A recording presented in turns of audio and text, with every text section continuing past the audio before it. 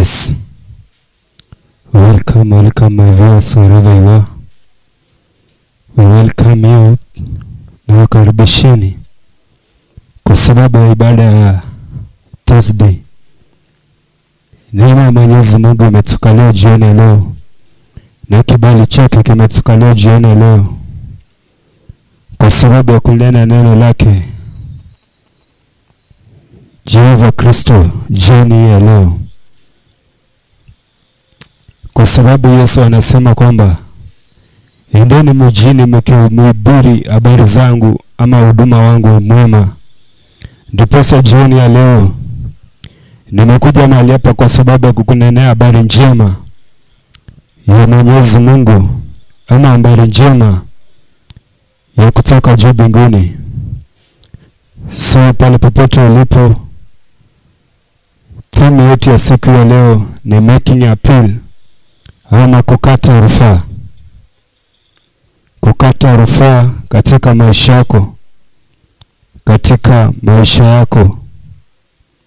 Making the appeal. Ukifika pale just share with your friends. Ndiposa tubarikiwe pamoja. Tubarikiwe pamoja jioni ya leo. Kwa sababu neema ya Bwana iko mahali hapa na kibali chake kitatukalia jioni ya leo. Kwa sababu anasema tutembeeni tukitangaza wema wake na fadhili zake. Ndiposa jioni ya leo neema imefunuliwa mahali hapa. Niweze kuzungumza na wewe ama kufunzana na wewe katika jambo moja. Making the appeal ama kukata rufaa katika maisha yako. Hauna katika huduma. Hauna wewe kuenda viwango vingine kimaisha. Napo kwenda kuomba ndiposa tufungue ibada yetu ya jioni ya leo ama somo letu la jioni ya leo. Natamani sana kwamba uandamane nami moja kwa moja hadi tutakapomaliza somo hili. Kwa sababu Mungu ana mpango mzuri na mwanadamu. Alipomuumba alikuwa na mpango mzuri na maisha yake. Ama alitupangia mambo ya ajabu ama matendo mema. Lakini kuna vitu ambazo zimetuzuia katika maisha yetu. Ama kuna vizuizi zozote ambazo zimesimama katika maisha yetu. Ndiposa jioni ya leo nimekufundisha ama nimekuambia kwamba tunaenda kata rufaa kwa sababu ya jambo lolote ama kitu chochote ambacho kinafunga maisha yetu. Na hapo kwenda kuomba, naomba tukaandamana leo. Asante Mtakatifu kwa sababu ya neema ya jioni ya leo na kibali cha jioni ya leo. Naomba rehema zako na fadhili zako ziandamane nasi tunapojifunza hili somo. Sisi tupotee kuonekana jioni ya leo kwa sababu unaweza. Funua maandiko kutoka juu mbinguni kwa sababu unaweza. Nipe neno la kuzungumza na watu wako jioni ya leo. Naomba machache nikiamini katika jina la Baba, la Mwana na Roho Mtakatifu. Amen. Popote ulipo unapoipata sauti, unaweza sema kwa maana gani unaipata sauti ikiwa namna gani? Kwa sababu tunaanza kujifunza jambo jipya ama somo fulani katika maisha. Making the appeal ama kukata rufaa. Ndiposa uweze kufungulia katika vifungo fulani ambazo zimefunga maisha yako. Ama vifungo fulani ambazo zimesimama kinyume na maisha yako. Unaweza pata kwamba unang'ang'ana katika maisha, kumbe kuna kitu ama kuna jambo ambalo hujapeleka mbele ya Mwenyezi Mungu. Ndiposa uweze kuenda vini hali yako ama uweze kuangalia hali yako iko namna gani. Kwa sababu Mungu akawahi kutimiza neno lake. Na unapomlilia yeye atatimiza jambo jipya katika maisha yako. Atakutenda wema. Kwa sababu yeye si mwanadamu. Akawahi kutimiza neno lake. Kuna mambo kadha wa kadha ambayo tunaenda kujifunza kutoka kwa vitabu kadha wa kadha. Ndiposa jioni ya leo ningetamani sana kwamba tuandamane na wewe moja kwa moja tunapojifunza somo hili. Kwa sababu linasaidia wengi na litafungua wengi jioni ya leo. Na litaleta ukombozi katika maisha yetu. Na litaleta neema katika maisha yetu.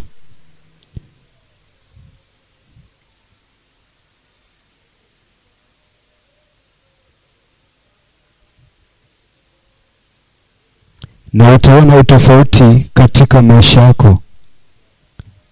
Tunapoenda kuanza neno letu ya jioni ya leo, ama somo letu la jioni ya leo,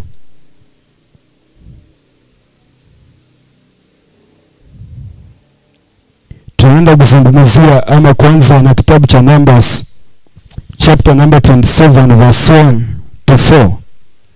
Kinazungumzia mabinti wa Selofehadi ambao waliweza kwenda kwa Musa ili kuomba ama kukata rufaa, kwa sababu baba yao alikuwa amekufa na hawakuwa na kijana, na urithi wao ulikuwa uende namna hiyo kwa sababu hawakuwa na kijana. Kwa sababu kabla amri ikuje kutoka juu mbinguni, mabinti hawakuruhusiwa kurithi mali yoyote katika jamii, ama hawakuruhusiwa kuchukua kitu chochote katika jamii. Ila kijana mwanaume ndiye aliruhusiwa kurithi ufalme ama kurithi kile ambacho mzazi wake alikuwa nacho. Lakini tunaona hao mabinti wa Selofehadi hawakuzaliwa na ndugu yao ama kijana. Ndipo baba yao alipokufa wakakataa kukaa katika hali moja. Wakakataa yale maneno ambayo alikuwa mahali pale, na wakakata rufaa kaenda kwa mtumishi wa Mungu Musa ili waeleze ama watoe pendekezo lao. Ndipo nimekuambia kwamba nabii ama kiongozi wako ama mkuu wako ama mtume wako ndiye anaweza kuendelea ama anaweza mfanya apili katika maisha yako, ama kupeleka viwango vingine katika maisha yako. Kwa sababu maandiko katika Hosea chapter number 12 verse 13 anasema, ni kwa kinywa cha kinabii Israeli waliokolewa, na ni kwa kinywa cha kinabii Israeli walihifadhiwa. Ndipo nimekuambia kwamba hawa mabinti walipoelewa kwamba kuna mamlaka ambayo Musa alikuwa nayo, ndipo waliweza kupeleka hoja yao kwa Musa, ama kupeleka ile jambo ambalo lilikuwa linasumbua kwa Musa. Ndipo natamani jioni leo kwamba ukaelewe kwamba unaweza kata rufaa kwa yako, ama ukate rufaa kwa hali ambayo unapitia katika maisha yako, ama ukate rufaa kwa sababu ya jamii yako. Sinapoenda kusoma kitabu ama kusoma fungu katika maandiko hayo katika Numbers chapter number 27 verse 2, 3 and 4, inasema kwamba Numbers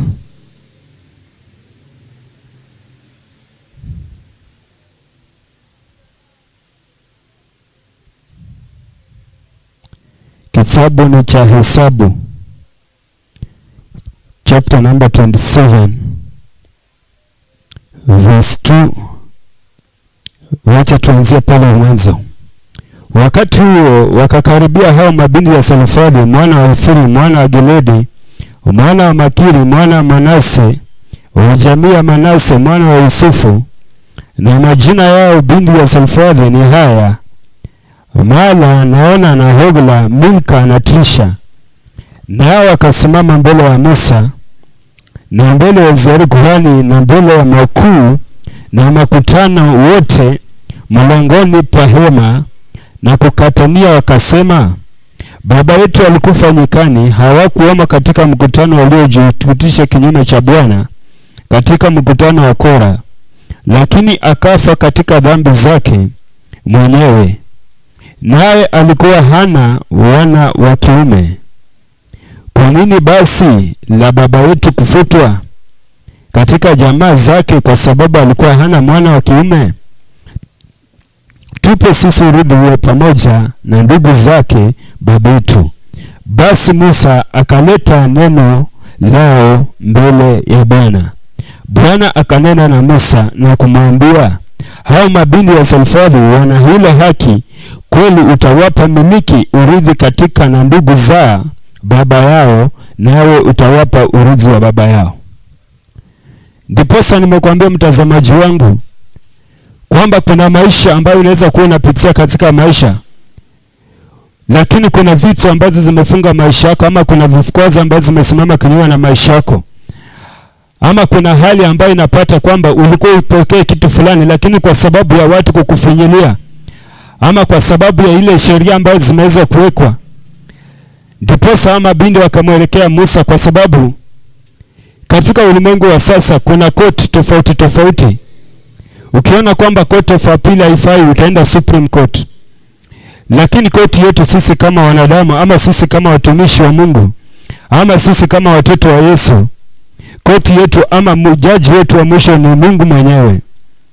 Ndiposa ama binti ya Selfobodhi wakaelewa kwamba Musa ni kuhani wa Mungu. Ndiposa nimekuambia pale mwanzo kwamba ni kwa mkono wa kuhani tu utaokolewa katika maisha yako.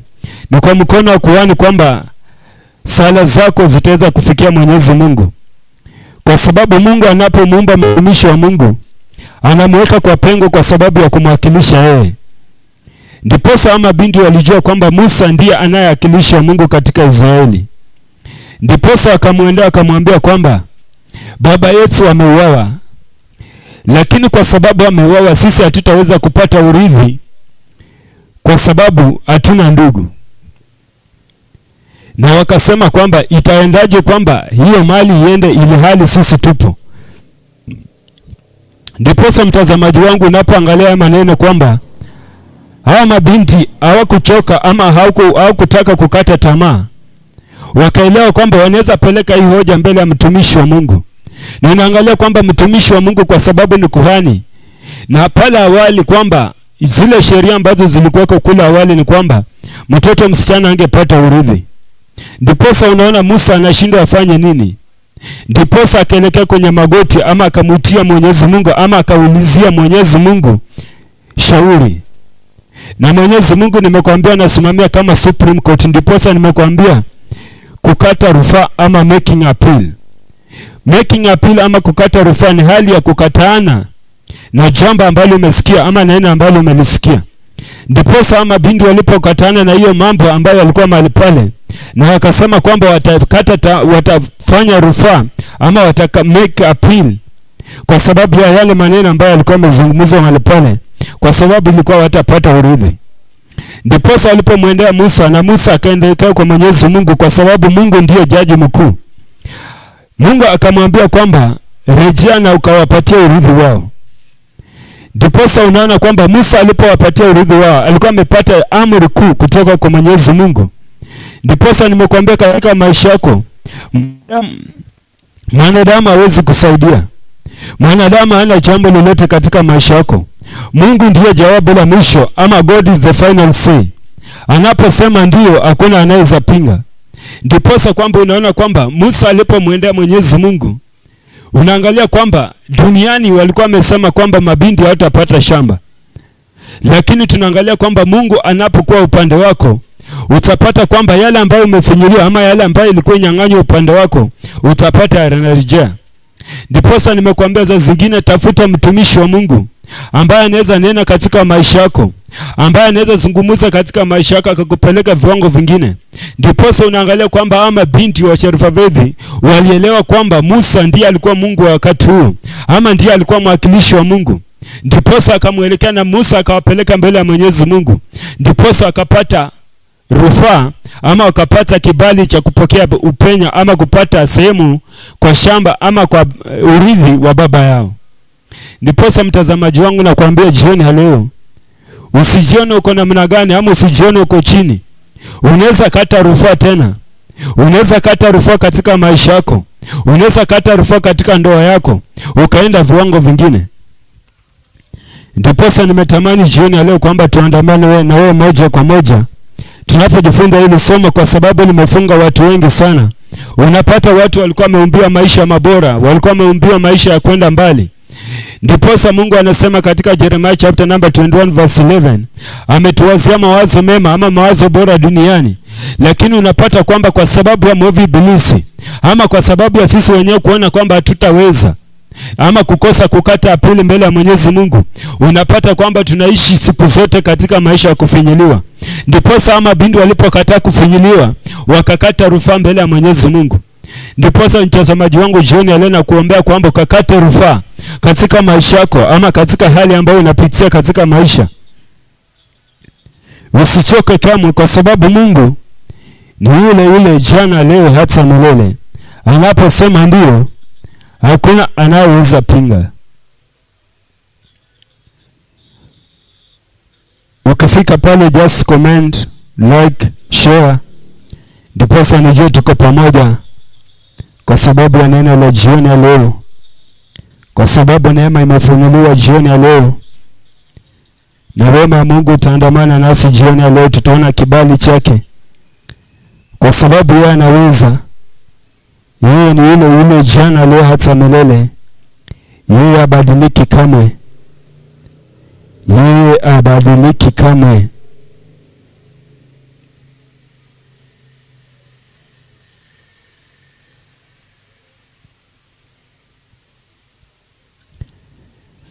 Tunapoangalia mtumishi mwingine, nataka tu nikufunze kwamba jambo la kukata rufaa katika maisha itakupatia upenyo, ama making appeal katika maisha itakupatia upenyo katika maisha yako. Tunapoangalia mwanamke mmoja ambaye alijulikana kama Hana. Huyu ni mwanamke ambaye historia yake watu wengi tunaifahamu. Lakini kuna kitu ambacho alitufunza mahali pale, kwamba kuna kukata rufaa katika maisha, ama kuna kukatana na maisha ambayo finyiliwa katika maisha yako. Ndiposa tunaangalia katika maandiko, alipoona kwamba hali ya huyu mwanamke ambaye alikuwa Penina, alipokuwa kila siku anamchekelea maisha yake, anachekelea maisha yake kila siku, anamdhihaki kila siku, akakuwa anahangaika, anashindwa atafanya nini, atafanya lipi. Lakini tunaona kwamba siku moja akaamua kwamba ataelekea kwenye Shilo mahali pale pa kuomba. Akaenda akakata rufaa mbele ya Mwenyezi Mungu. Ndipo tunaona mwanamke alipofika kwenye madhabahu, akashindwa atafanya nini, lakini akamlilia Bwana na akamwambia kwamba unaponipa mtoto nitakupatia wewe tena. Za zingine katika maisha, unapotaka Mungu akubariki, lazima ulete jambo ambalo Mungu anapolitazama anaona kwamba atapata faida pia kutoka kwako. Ndipo mwanamke akaelewa kwamba Mungu si Mungu tu mdhalimu, lazima uonyeshe kisababu cha yeye kukubariki, ama kisababu cha yeye kukata rufaa katika maisha yako, ama kukuondolea hali ambayo unapitia katika maisha yako. Ndipo unaona kwamba huyu mwanamke alipoenda mbele ya mtumishi wa Mungu hapa, ama alipoenda mbele ya Mwenyezi Mungu, akaomba mbele ya Mwenyezi Mungu, akakata rufaa, akasema kwamba utakaponipa huyu mtoto nitakutolea wewe ili akuwe mtumishi wako, ama hudumu katika utumishi, ama kaandike kanisa lako. Hayo maandiko utayapata katika 1 Samuel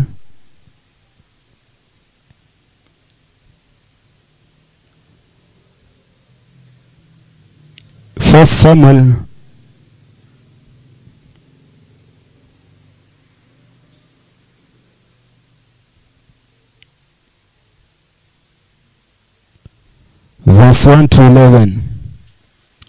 Inasema kwamba akaweka nadhiri akasema, Ee Bwana wa majeshi, ikiwa wewe utaliangalia teso la mjakazi wako na kunikumbuka, wala usinisahau mimi mjakazi wako, na kunipa mimi mjakazi wako mtoto mume, ndipo nitakapompa Bwana huyo mtoto siku zote za maisha yake, wala wembe hautamfikilia kichwani mwake kamwe.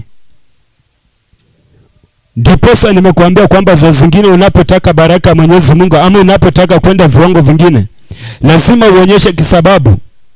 Hicho kisababu, ama kuonyesha dhamana mbele ya Mwenyezi Mungu, ni hali ya kukata rufaa. Ndiposa mwanamke siku zote alikuwa amelia mbele ya Mwenyezi Mungu, lakini kitu ambacho alikuwa nakosa ni kuonyesha Mungu umuhimu wa ile baraka ambayo Mungu atampa. Lakini tunaona kwamba alipoelewa kwamba kuna jambo ambalo anaweza eleza Mwenyezi Mungu, ndiposa Mungu aone kwamba huyu mtu hata nakapompa mtoto, ama nitakapombariki, naona kwamba kuna uzao, ama kuna upendo ambapo nitapata, ama kuna kitu ambacho nitapata. Kwa sababu Mungu yeye hataki kitu chochote kutoka kwako, lakini anataka tu mtukuze, ama anataka tu muinue, ama umsifie, kwa sababu yeye mwenyewe hawezi jisifia. Ndiposa unaona huyu mwanamke anasema, she made a voice saying, O Lord host, if you will compassion on the suffering of your female servant, Remember me and not forgetting your servant, and give a mere child to your servant, then I will dedicate him to the Lord all the days of his life. Hii ni apili ambayo aliweka mbele ya Mwenyezi Mungu, kwa sababu siku mingi alikuwa ameenda kanisani ya maomba. Saa zingine unaweza pata mpendo uko kanisani siku zote, si asubuhi, si jioni, si saa 7, lakini maombi yako hayana apili, hayana msingi, hayana kitu ambacho Mwenyezi Mungu anaweza angalia, kwa sababu kwa nini akubariki. Ndipo unaangalia kwamba huyu mwanamke Hana akaelewa kwamba kuna kitu ambacho anakosa katika maisha yake kama kumweleza Mwenyezi Mungu. Ndipo akamwambia Mungu, utakaponibariki huyu mtoto nitamtolea madhabahuni mwako, ama atakao uweponi mwako, ama atatumika katika kazi yako. Saa zingine unaweza omba Mungu kwamba nibariki na fedha, lakini anapochunguza moyo wako anaona kwamba hizi fedha nitakapokupa baadaye utanisahau, baadaye utadhihau kwa kanisa langu, baadaye utaonekana kanisani, baadaye utatenda ile kazi ulikuwa unatenda kanisani. Ndipo saa zingine Mungu anapata ugumu kukubariki. Lakini unapotoa vao mbele ya Mwenyezi Mungu na kusema, Mungu utakaponibariki, mimi nitatoa hiki kiwanja, mimi nitatoa hili gari, mimi nitatoa hii fedha kwa sababu ya huduma. Mungu anatafuta appeal fulani katika maisha yako unayotoa, ama unapokata hiyo rufaa mbele ya Mwenyezi Mungu, anaangalia kwamba anapokubariki kuna kitu fulani atapata kutoka kwako. Ndipo Hana akakata appeal. Ndipo mtazamaji wangu jioni leo natamani kwamba tukajifunza hili somo na ukapate jambo jipya, ama ukaelewe jambo fulani katika haya masomo, kwa sababu Mungu hawezi kosa kubariki maisha yetu, lakini anataka aone kwamba ni msingi upi ambao umeweka ili akubariki, ama ni jambo lipi ambalo unataka akubariki ndipo ukamtendee. Ndipo unaona Hana akasema kwamba utakaponibariki ama utakaponipa mtoto nitatoa mbele zako.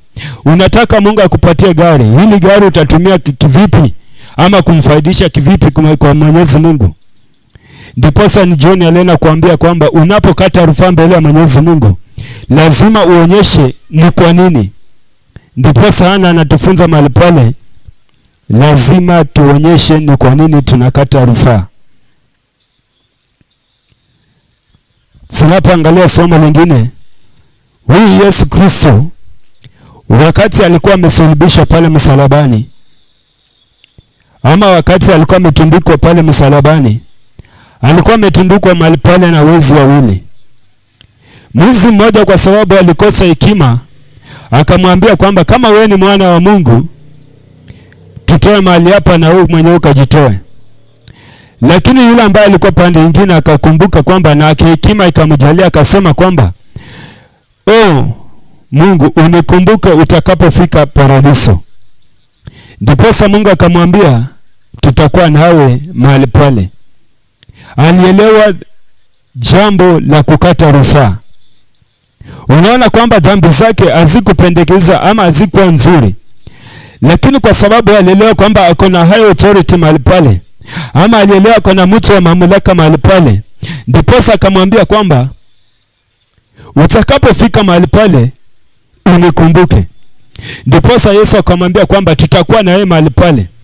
Saa zingine unaweza kuwa unatembea na high authority, lakini kwa sababu wewe hauna dhamiri ndani yako ya kuona kwamba hii ni high authority, unene naye, saa zingine utapata maisha yako yanakuwa magumu. Unapata maisha yako yanakuwa magumu siku zote, kwa sababu unashindwa kuzungumza ama kunena na yule mtu ambaye unaona ako mbele yako. Ndipo huyu mwizi kwamba alielewa kwamba huyu mtu ambaye yuko katikati yetu ni high authority, ama akapeleka pili yake kwa high authority ama Supreme Court, akamwambia utakapokuwa mahali pale naomba ukanikumbuke. Ndipo kwa sababu Yesu ni high court akamwambia, ama ni Supreme Court ama ni mtu mkubwa, akamwambia kwamba tutakuwa na wewe mahali pale, ingawa za hiyo wako kwenye msalaba. Ndipo nimekuambia unapotembea na mafuta ama unapotembea na mtumishi wa Mungu ambaye ako mbele yako, anaweza ona vitu, kwa sababu sisi hatuenendi na vitu ambazo zinaonekana, lakini tunanena na vitu ambazo hazionekani. Ndipo Yesu yeye hakuwa mahali pale kwa sababu alikuwa anaona mbele tayari. Ndipo akamwambia tutakuwa na wewe mahali pale. Wacha tu nisome haya maandiko, ndipo tutembee pamoja ama tuelewe pamoja haya maandiko. inasema nini? Yanapatikana katika Luke chapter number 23 verse 42.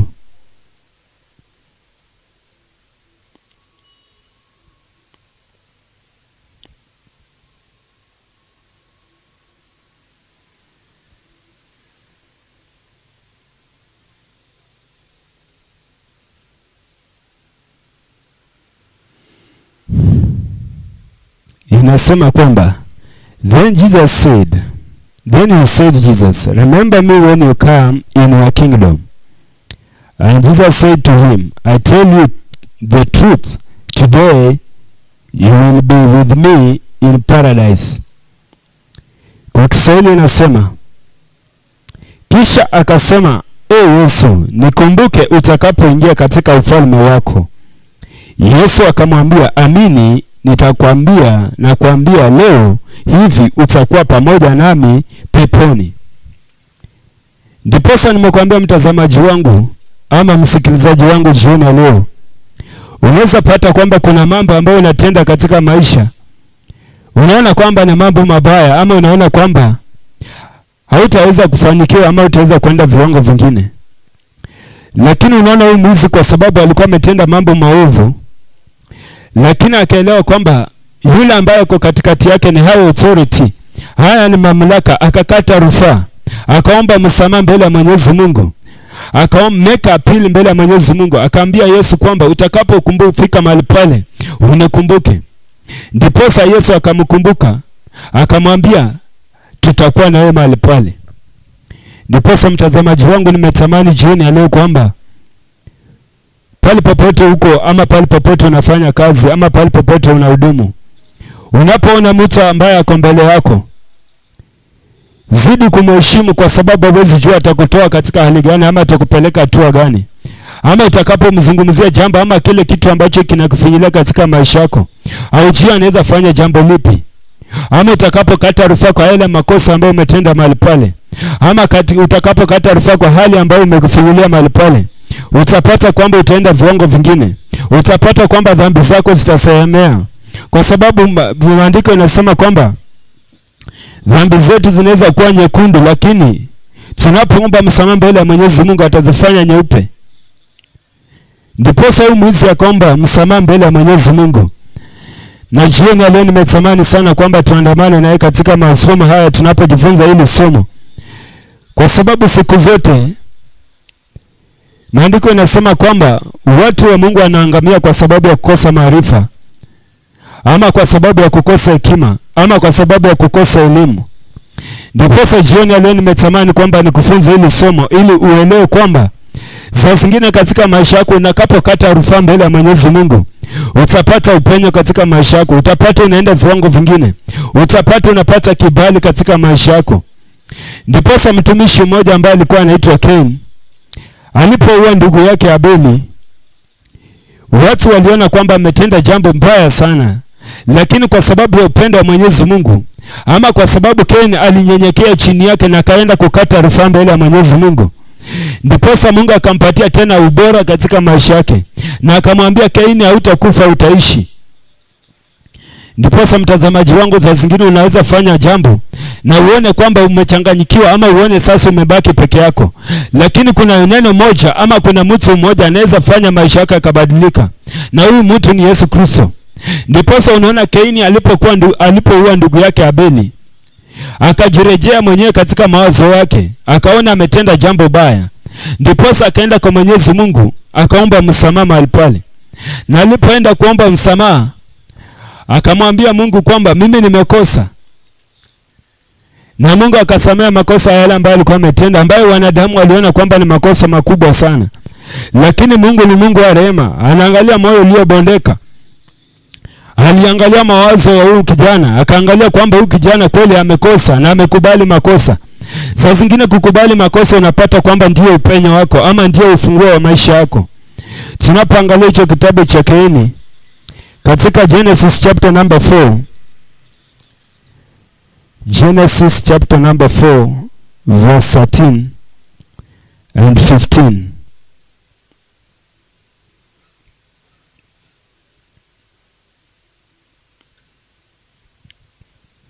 Genesis chapter number 4.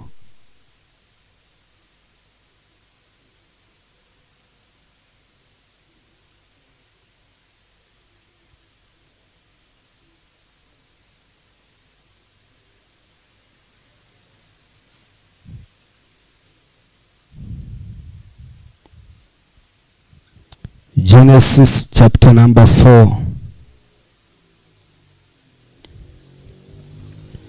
Hii ni baada ya Kaini kuua ndugu yake, lakini akakata rufaa mbele ya Mwenyezi Mungu na akaweza kusamehewa dhambi zake. Genesis chapter number 4 verse 13 to 15. Inasema kwamba then Cain said to the Lord, my punishment is too great to endure. Look, you are driving me off land today, and I must hide from your presence. I will be homeless, wander on the earth. Whoever finds me will kill me. But the Lord said to him, all right, that if anyone kills Cain, Cain will be avenged 7 times as much. Then the Lord put a special mark on Cain so that no one who found him wounds like down.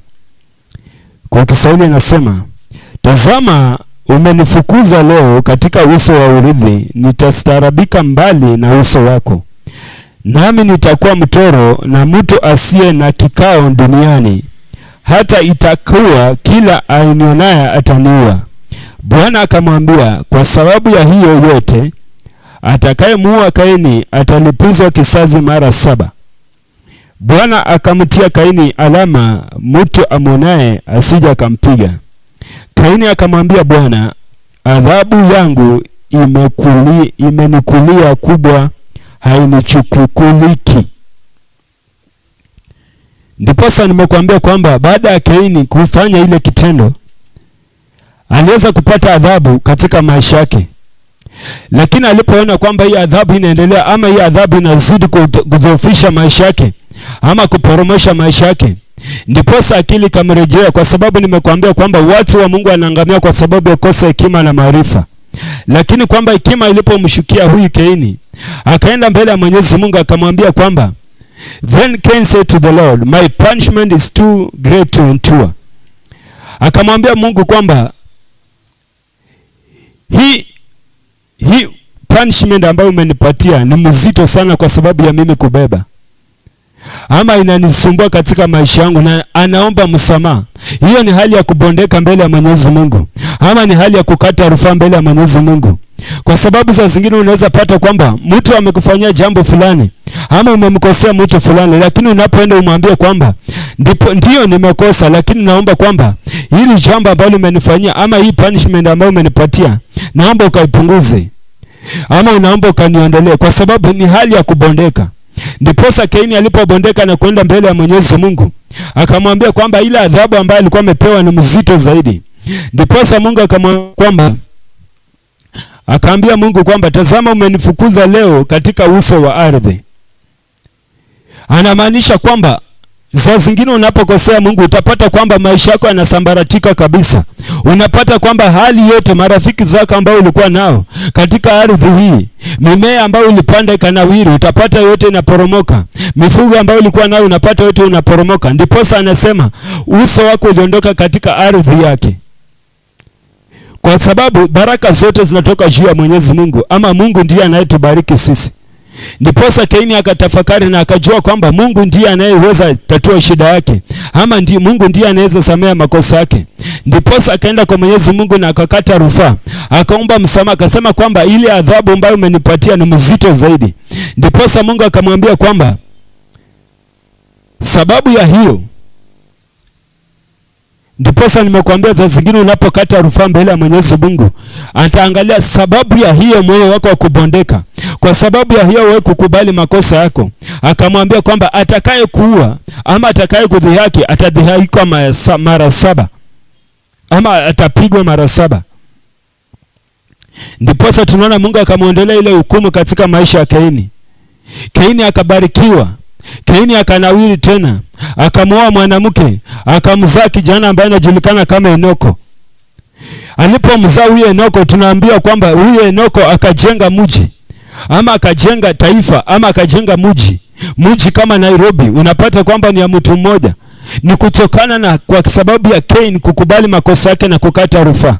Saa zingine unaweza kuwa unafanya mambo katika huduma. Unapata katika huduma wewe ni mtu kiongozi, lakini kuna mambo ambayo unafanya chini ya maji. Unapata kwamba yanafunga upenyo wako. Unapata kwamba yanafunga biashara zako. Unapata kwamba huwezi nawiri katika maisha. Unapata kwamba ndoa yako iko na msukosuko. Lakini huyu Cain alipokubali makosa yake na akaenda kwa mbele ya Mwenyezi Mungu, tunaona kwamba Mungu alimsamea na akamwambia yeyote atakaye kulaani atalaaniwa mara 7. Ndiposa ndugu yangu ama mtazamaji wangu mahali pale ulipo, napo kuzungumzia maneno haya, wewe kubali mwenyewe. Lazima ujitoe wewe mwenyewe. Usiangalie wanadamu watasema nini. Usiangalie marafiki zako watasema nini. Ni Mungu ambaye ako na jawabu lako la mwisho. Ni Mungu anaweza badilisha maisha yako. Ni Mungu ambaye anaweza sema ndio ama hapana. Wanadamu watabaki tu wanadamu. Wanadamu watakunena. Hata ufai ukuwe mzuri ukuwe mbaya, wanadamu watanena tu. Hakuna siku mwanadamu ataridhika. Lakini Yesu Kristo unapomwendea atabadilisha maisha yako. Ndiposa tunaona kwamba Cain alipoomba msamaha mbele ya Mwenyezi Mungu, akabadilisha maisha yake. Akaoa mwanamke, akamzaa mtoto ambaye anaitwa Enoko. Na huyu Enoko akajenga mji. Wacha nikusomee mahali pale, kwa sababu natamani sana kwamba tunapojifunza ile somo, kwa sababu maandiko ni uhai na maandiko ni uzima tele. Kwa sababu hili ndilo kitu ambacho Mungu ama silaha ambayo tumebakishwa nayo. Ndiposa Mungu Yesu alipoondoka akasema kwamba mamlaka yote nimewaachia nyinyi, ya kung'oa na kuharibu na kuteketeza na kuharibu kila mipango ambayo Shetani amepanga kinyume na maisha yetu. Ndiposa hiyo neema imefunguliwa jioni ya leo. Tunapoangalia mtumishi wa Mungu alipomzaa kijana ambaye anaitwa Enoko, akajenga taifa. Mtu ambaye alikuwa amedharauliwa, mtu ambaye marafiki walikuwa wamemuondokea, mtu ambaye maadui walikuwa wamemuinikia, mtu ambaye watu waliona kwamba ametenda jambo mbaya. Lakini Mungu alipokusikia hatua yake, ama Mungu alipoangalia moyo wake uliobondeka, akamfanya mtu bora tena. Inasema chapter number 4 verse 17. Genesis chapter number 4 verse 17. Inasema kwamba Cain had a marital relationship with his wife and she became pregnant and he gave birth to Enoch. Cain was building a city and he named the city his son Enoch. Cain akamjua mkewe naye akapata mimba akamzaa Enoko, akajenga mji akauita Enoko kwa jina la mwanawe. Ndiposa mtazamaji wangu kwamba nimekuambia baraka yako hiyo yuko tu. Lakini Mungu anatamani kwamba ukaombe rufaa mbele zake, ama ukakate rufaa kwa yale makosa ambayo umetenda mbele ya mbingu na nchi. Ndiposa unaangalia kwamba Cain alipokata rufaa mbele ya Mwenyezi Mungu, unaona kwamba Mungu akamrejeshea baraka zake. Akaoa mwanamke na akazaa mtoto ambaye anaitwa Enoko. Na huyu Cain kwa sababu hiyo Mungu akamwezesha kujenga mji. Utaona, unaweza elewa aje kahaba ambaye ako mahali pale, ambaye anajiuza mahali pale, lakini anaporejea katika fahamu zake na kwenda kuomba msamaha mbele ya Mwenyezi Mungu, unapata kwamba ameinuliwa ama ameenda viwango vingine. Unashangaa, mimi niko mahali pale kanisani. Unapokuwa mahali pale kanisani lakini kuna vitu ambacho unaficha katika maisha yako, utapata kwamba watu wanabarikiwa lakini wewe unabaki tu katika hali moja. Ndiposa unaona huyu mwanamke alipokubali akaenda mbele ya Mwenyezi Mungu, huyu mwanaume akaomba msamaha, akaomba udhi yake, akasema Mungu nimekosa. Ndiposa Mungu akambariki hadi akazaa mwanamke kijana ambaye anaitwa Enoko na akajenga mji. Za zingine wanadamu wanaangamia kwa sababu ya kukosa maarifa na hekima. Ndiposa nimekwambia mtazamaji wangu jioni ya leo ama usiku wa leo, tunakata rufaa katika maisha yetu. Tunakata rufaa katika upenya wetu. Tunakata rufaa katika promotion zetu kazini. Tunakata rufaa katika maisha yetu, katika jamii yetu. Hali zote ambazo zimetufinyilia katika maisha yetu jioni ya leo tunaziachilia. Jioni ya leo tunaziporomosha mahali hapa. Jioni ya leo tunaziangusha mahali hapa. Na nimekuambia tulipokuwa tunaanza ni kwa kinywa tu cha kinabii maisha yako yanaweza badilika. Ni kwa kinywa tu cha kinabii maisha yako yanaweza enda viwango vingine. Tafuta mahali ambapo unaelewa kwamba huyu ni nabii wangu ama huyu ni mtumishi wangu ambaye ninaweza mueleza hili jambo na akalipeleka mbele ya Mwenyezi Mungu, akakata rufaa kwa sababu yangu. Saa zingine utapata kwamba sisi bado ni wachanga ama utapata hatuna ule uwezo, lakini unapoendea mtumishi wa Mungu utapata kwamba anakata rufaa kwa sababu yako. Na utapata kwamba unaenda viwango vingine. Utapata kwamba unapata upenyo katika maisha yako.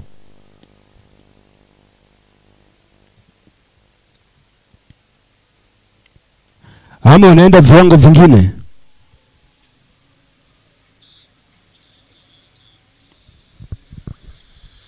Ama unaenda viwango vingine. Ndiposa jioni leo natamani sana tuenende nawe katika somo hili. Ndiposa Mungu akafanya jambo jipya katika maisha yako, akakupeleka viwango vingine, akakutetea jioni ya leo, akakupigania jioni ya leo.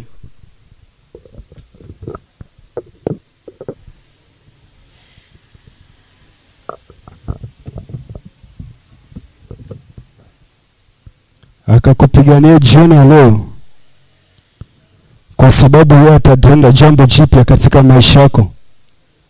Atakupeleka viwango vingine. Hautabaki wa kawaida. Hautabaki wa kawaida. Hautabaki wa kawaida. Samahani, mitambo yetu ilileta hitilafu kidogo, lakini kwa neema ya Mwenyezi Mungu tutaendelea. Usiondoke mahali pale. Usiondoke mahali pale. Na usiondoke mahali pale. Usiondoke mahali pale. Tunapoendelea na somo letu, mitambo ilikuwa imeleta shida kidogo, lakini fundi wa mitambo amerejesha tena. Na iko shwari kabisa. Iko shwari kabisa. Iko shwari kabisa. Fundi wa mitambo amerejesha na iko shwari kabisa. Iko shwari kabisa. Tunapoendelea na somo letu, ukifika mahali pale, just share, comment, like, kwa sababu Mungu anapenda tunapolitangaza neno lake ama tunapotangaza wema wako. Thank you my media. Asante kwa neema, asante kwa kibali. Ndiposa mtazamaji wangu, nimekuambia usiondoke mahali pale. Kuna tu mambo makubwa ambayo Mungu atatenda katika maisha yako. Kuna mambo ya ajabu utaona katika maisha yako. Kuna mambo ya ajabu utaona katika ndoa yako. Kuna mambo ya ajabu Mungu atabadilisha katika maisha yako. Kuna mambo ambayo Mungu atatenda jioni ya leo. Unapokata rufaa mbele ya Mwenyezi Mungu jioni ya leo, utapata kwamba hali ambayo ulikuwa unapitia katika maisha atakupeleka viwango vingine. Atakuinua, atakupigania, atakutetea jioni ya leo, kwa sababu yeye ni yule jana, leo, hata milele. Yeye habadiliki kamwe.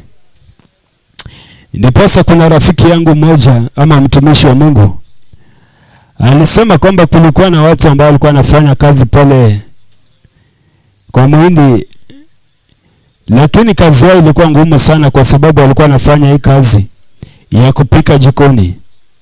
Na ilikuwa kwamba mtu yeyote asionje chakula ama asikule kipande cha kuku. Lakini za zingine unaweza pata kwamba kwa mahali pale kazini, pale jikoni, lakini kwa sababu ya tamaa ya kimwili ama tamaa ya kimawazo, ukapata rafiki yake akaweza kukula kipande kimoja cha nyama. Na kwa sababu rafiki yake alimuona, akashindwa atafanya nini. Akaenda akamwambia, ndugu yangu, umeenda kinyume na sheria za mahali hapa, ama umeenda kinyume na matendo ya mahali hapa. Ndipo huyo jamaa akamwambia kwamba nusu ya mshahara wako utakuwa unanipatia kwa sababu ya mimi kukusaidia wewe kuendelea kazini. Na huyo kijana ikazidi kwamba kila mwisho wa mwezi alikuwa anakata mshahara wake. Kila mwisho wa mwezi alikuwa anakata mshahara wake. Lakini alipochoka na hali hiyo akakata rufaa, akaenda kwa mtumishi ama akaenda kwa boss. Akamwambia boss, ndio ulitoa sheria, lakini hii sheria iliweza kunipata pale pabaya. Ama iliweza kunipata pale pabaya. Kuna rafiki yangu ambaye tunafanya naye kazi, lakini kwa sababu ya makosa hayo badala anisamee anaendelea kukata mshahara wangu. Ndipo tunaona kwamba yule boss akamwondelea ile hali. Ndipo mtazamaji wangu, nimekuambia kwamba saa zingine unaweza kuwa unapitia maisha, unapata kwamba unatamani uende viwango vingine, lakini kwa sababu ya uoga katika maisha, ama kwa sababu ya uoga katika maisha, unapata kwamba unahangaika siku zote. Unapata kwamba upate kibali siku zote.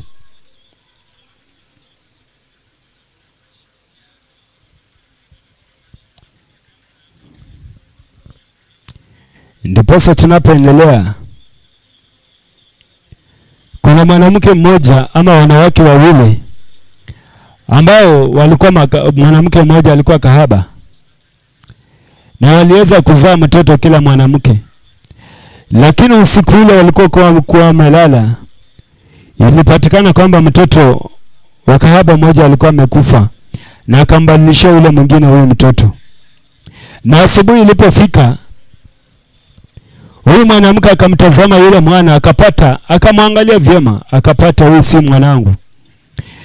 Ndipo akakataa kukubaliana na hayo maneno, akaenda kwa mtumishi wa Mungu ambaye ni Solomoni, kwa sababu ya kukata rufaa, kwa sababu hakukubaliana na hayo maisha, kwa sababu hakukubaliana na hiyo hali ama hayo maneno ambayo yule mwanamke alikuwa amemwambia.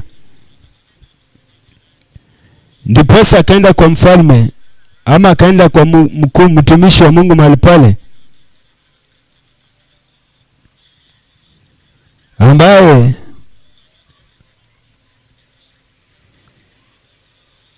ni Solomoni. Hii kitabu inapatikana katika 1 Kings chapter number 3.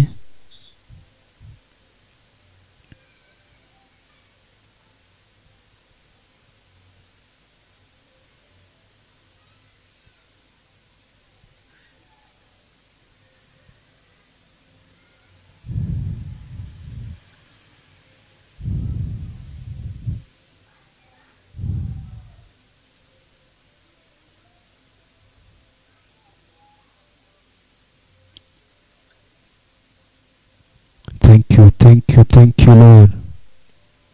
You are worthy.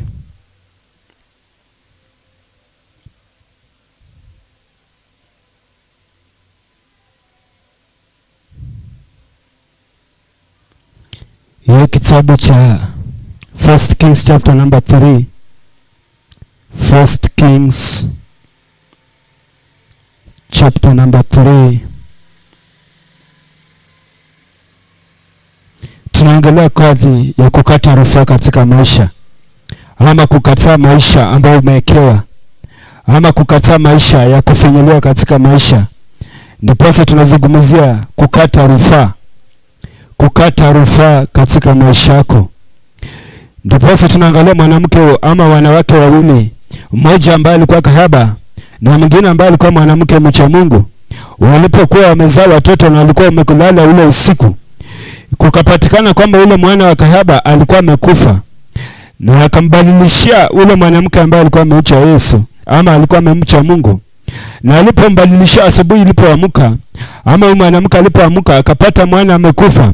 Alipomtazama vyema, alipomtazama vizuri, akajua kwamba huyu si mwana wangu.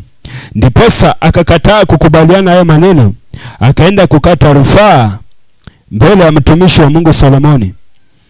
Ndiposa mtazamaji wangu, unaweza amka asubuhi ama unapoangalia maisha yako, unapata kwamba kuna hali ambayo unapitia, lakini si wewe.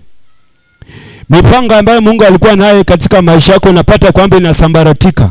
Mipango ambayo Mungu alikupangia katika maisha yako unapata inaenda songomonege. Si kupenda kwako, ni kwa sababu adui amepanda magugu katika maisha yako. Ni kwa sababu adui amepata kipenyo katika maisha yako. Ndiposa wanafunzi wakamwachia Yesu, wakamuuliza, je, lile shamba ambalo tumepanda mahali pale magugu yametoka wapi? Ndiposa Yesu akamwambia, adui alipanda walipokuwa wamelala. Ndiposa unaangalia mwanamke alipokuwa amelala, huyu aliweza kumbadilishia mwanae. ama huyo aliweza kubadilisha maisha yake ama hatima yake, ama aliweza kubadilisha ukuu ambao ulikuwa umewekwa ndani yake, ama aliweza kubadilisha destiny ambayo Mungu alikuwa ameweka ndani yake. Ndiposa mtazamaji wangu, nimekuambia kukata rufaa ni kuomba mbele ya Mwenyezi Mungu, ni kulia mbele ya Mwenyezi Mungu, ni kuomba msamaha mbele ya Mwenyezi Mungu, ni kupeleka hali yako mbele ya Mwenyezi Mungu. Ndiposa unaona mwanamke akakataa kukubaliana na hayo maneno ambayo mwanamke yule mwingine alikuwa anamueleza kwamba huyu ni mwanawe ambaye yeye alimlalia vibaya akakufa.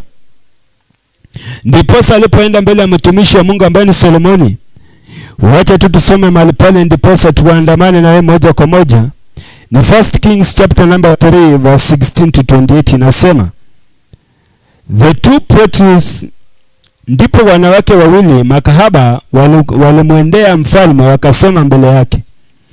Na mwanamke mmoja akasema, bwana wangu, mimi na mwanamke huyu tunakaa katika nyumba moja, nami nilizaa nilipokuwa pamoja naye nyumbani. Kisha siku ya tatu baada ya kuzaa kwangu, ikawa mwanamke huyo naye akazaa. Na sisi tulikuwa pamoja, hapakuwa na mtu mwenye pamoja nasi nyumbani isipokuwa sisi wawili. Na mtoto wa mwanamke huyo akafa usiku, maana alimlalia. Akaondoka katikati ya usiku, akamwondoa mtoto wangu ubavuni mwangu pangu, mimi mjakazi wako, nilipokuwa usingizini, akamweka kifuani pake, na mtoto wake mwenyewe aliyekuwa amekufa akamweka kifuani pangu. Na nilipoondoka asubuhi, nilimnyonyesha mtoto wangu, kumbe amekufa. Hata asubuhi nilipomtazama sana, kumbe si mtoto wangu niliyemzaa. Mahali pale mstari wa 21 ndio unaniguza sana, ama unaguza maisha yangu sana. Inasema kwamba hata asubuhi nilipomtazama sana, kumbe siye mtoto wangu niliyemzaa. Saa zingine unaweza pata maisha yako, unapoangalia maisha yako vizuri, ama unapotafakari maisha yako mzuri, ulipokuwa pale mchanga ama ulipokuwa mtoto, ulikuwa na dhamani ama ulikuwa na dharia maisha mema, ama ulikuwa umetamania kwenda viwango vingine. Lakini unapata kwamba umefika miaka 20, umefika miaka 30, unapoangalia maisha yako, unapoamka asubuhi, unapata kwamba uko katika hali ile, hausongi mahali popote. Kitu ambacho kinakuwa tu ndani yako ni miaka. Lakini unapata maisha yako yanazunguka tu mahali pamoja.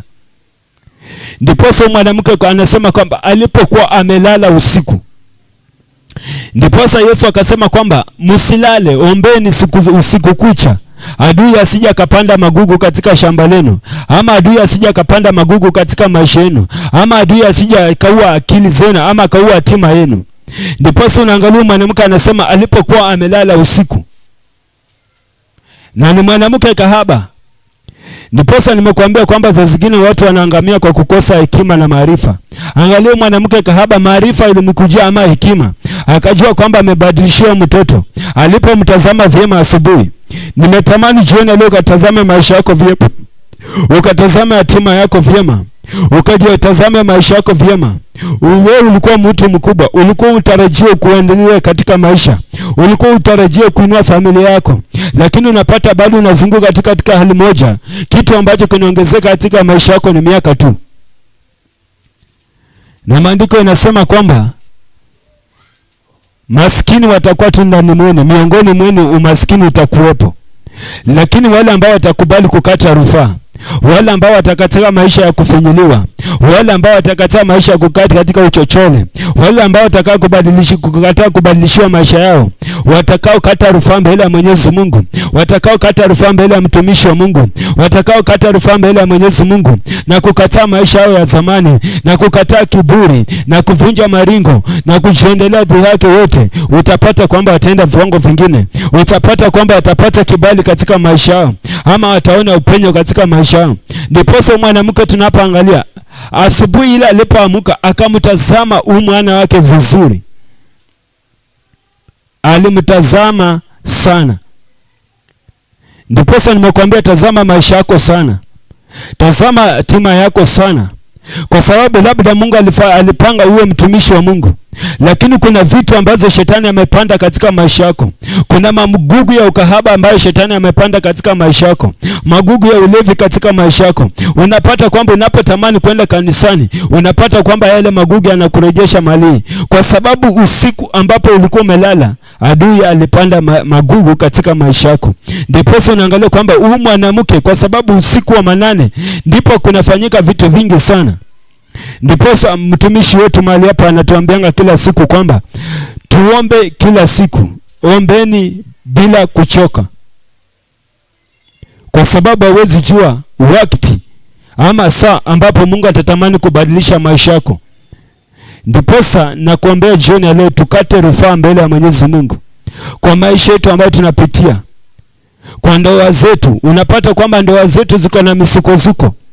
Unakaa na mwanamke muda huu ameenda, unapata mwanaume ameenda, kwa sababu kuna magugu ambayo shetani amepanda juu ya maisha yako. Kuna roho ya divorce ambayo shetani amepanda juu ya maisha yako. Lakini utakapokata rufaa mbele ya Mwenyezi Mungu, utapata kwamba utapata upenyo katika ndoa, utapata upenyo katika kazi.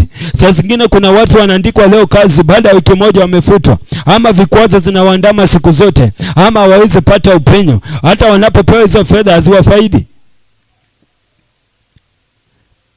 Hayo ni magugu ambayo shetani amepanda juu ya maisha yetu. Hayo ni magugu ambayo shetani amepanda juu ya maisha yetu. Ndiposa nimekuambia tazama maisha yako vyema. Huyu mwanamke akatazama vyema alipoamka asubuhi. Akajua kwamba hii si hatima yake. Akajua kwamba si mpango wa Mwenyezi Mungu katika maisha yake. Akajua kwamba si mahali ambapo Mungu alitaka yeye afike. Ndiposa akakata rufaa kwa mfalme. Akamwambia mfalme, tulipokuwa tumelala, mimi niligeuziwa maisha. Jioni ya leo kata rufaa mbele ya Mwenyezi Mungu. Kataa maisha ya umaskini, kataa maisha ya kufinyiliwa, kataa maisha ya kudharauliwa katika jamii, kataa maisha ya kudharauliwa katika jamii. Unajua kuna watu wengine wamedharauliwa katika jamii. Hata anapofika tu unasikia kwamba patieni huyu aende hii kitu, patieni huyu aende hii kitu, na wengine wamekaa. Kwa sababu shetani amepanda magugu juu ya maisha yako. Amepanda magugu ya madharau katika maisha yako. Hawezi pata kibali mbele ya wakubwa, hawezi pata kibali mbele ya utuma, hawezi pata kibali katika maisha. Unaweza pata kuna watumishi wa Mungu wanatamani waende viwango vingine, lakini huduma wao unazunguka tu mahali pale. Huduma wao unapenya, hauendi viwango vingine. Lakini unapokata rufaa mbele ya Mwenyezi Mungu na kusema kwamba haya si maisha yangu, na kusema kwamba hii si huduma ambayo Mungu amenipangia, utapata kwamba Mungu atafungua upenyo na utaenda viwango vingine. Ndiposa mtazamaji wangu, nimetamani sana tuenende na wewe katika somo hili usiku wa leo, ukapata kibali cha Mwenyezi Mungu, ukaona matendo yake ya ajabu katika maisha yako, ukaona wema na fadhili zake katika maisha, akakupigania, akakutetea katika hali yako ya maisha, akakupiganie, akakupeleke viwango vingine.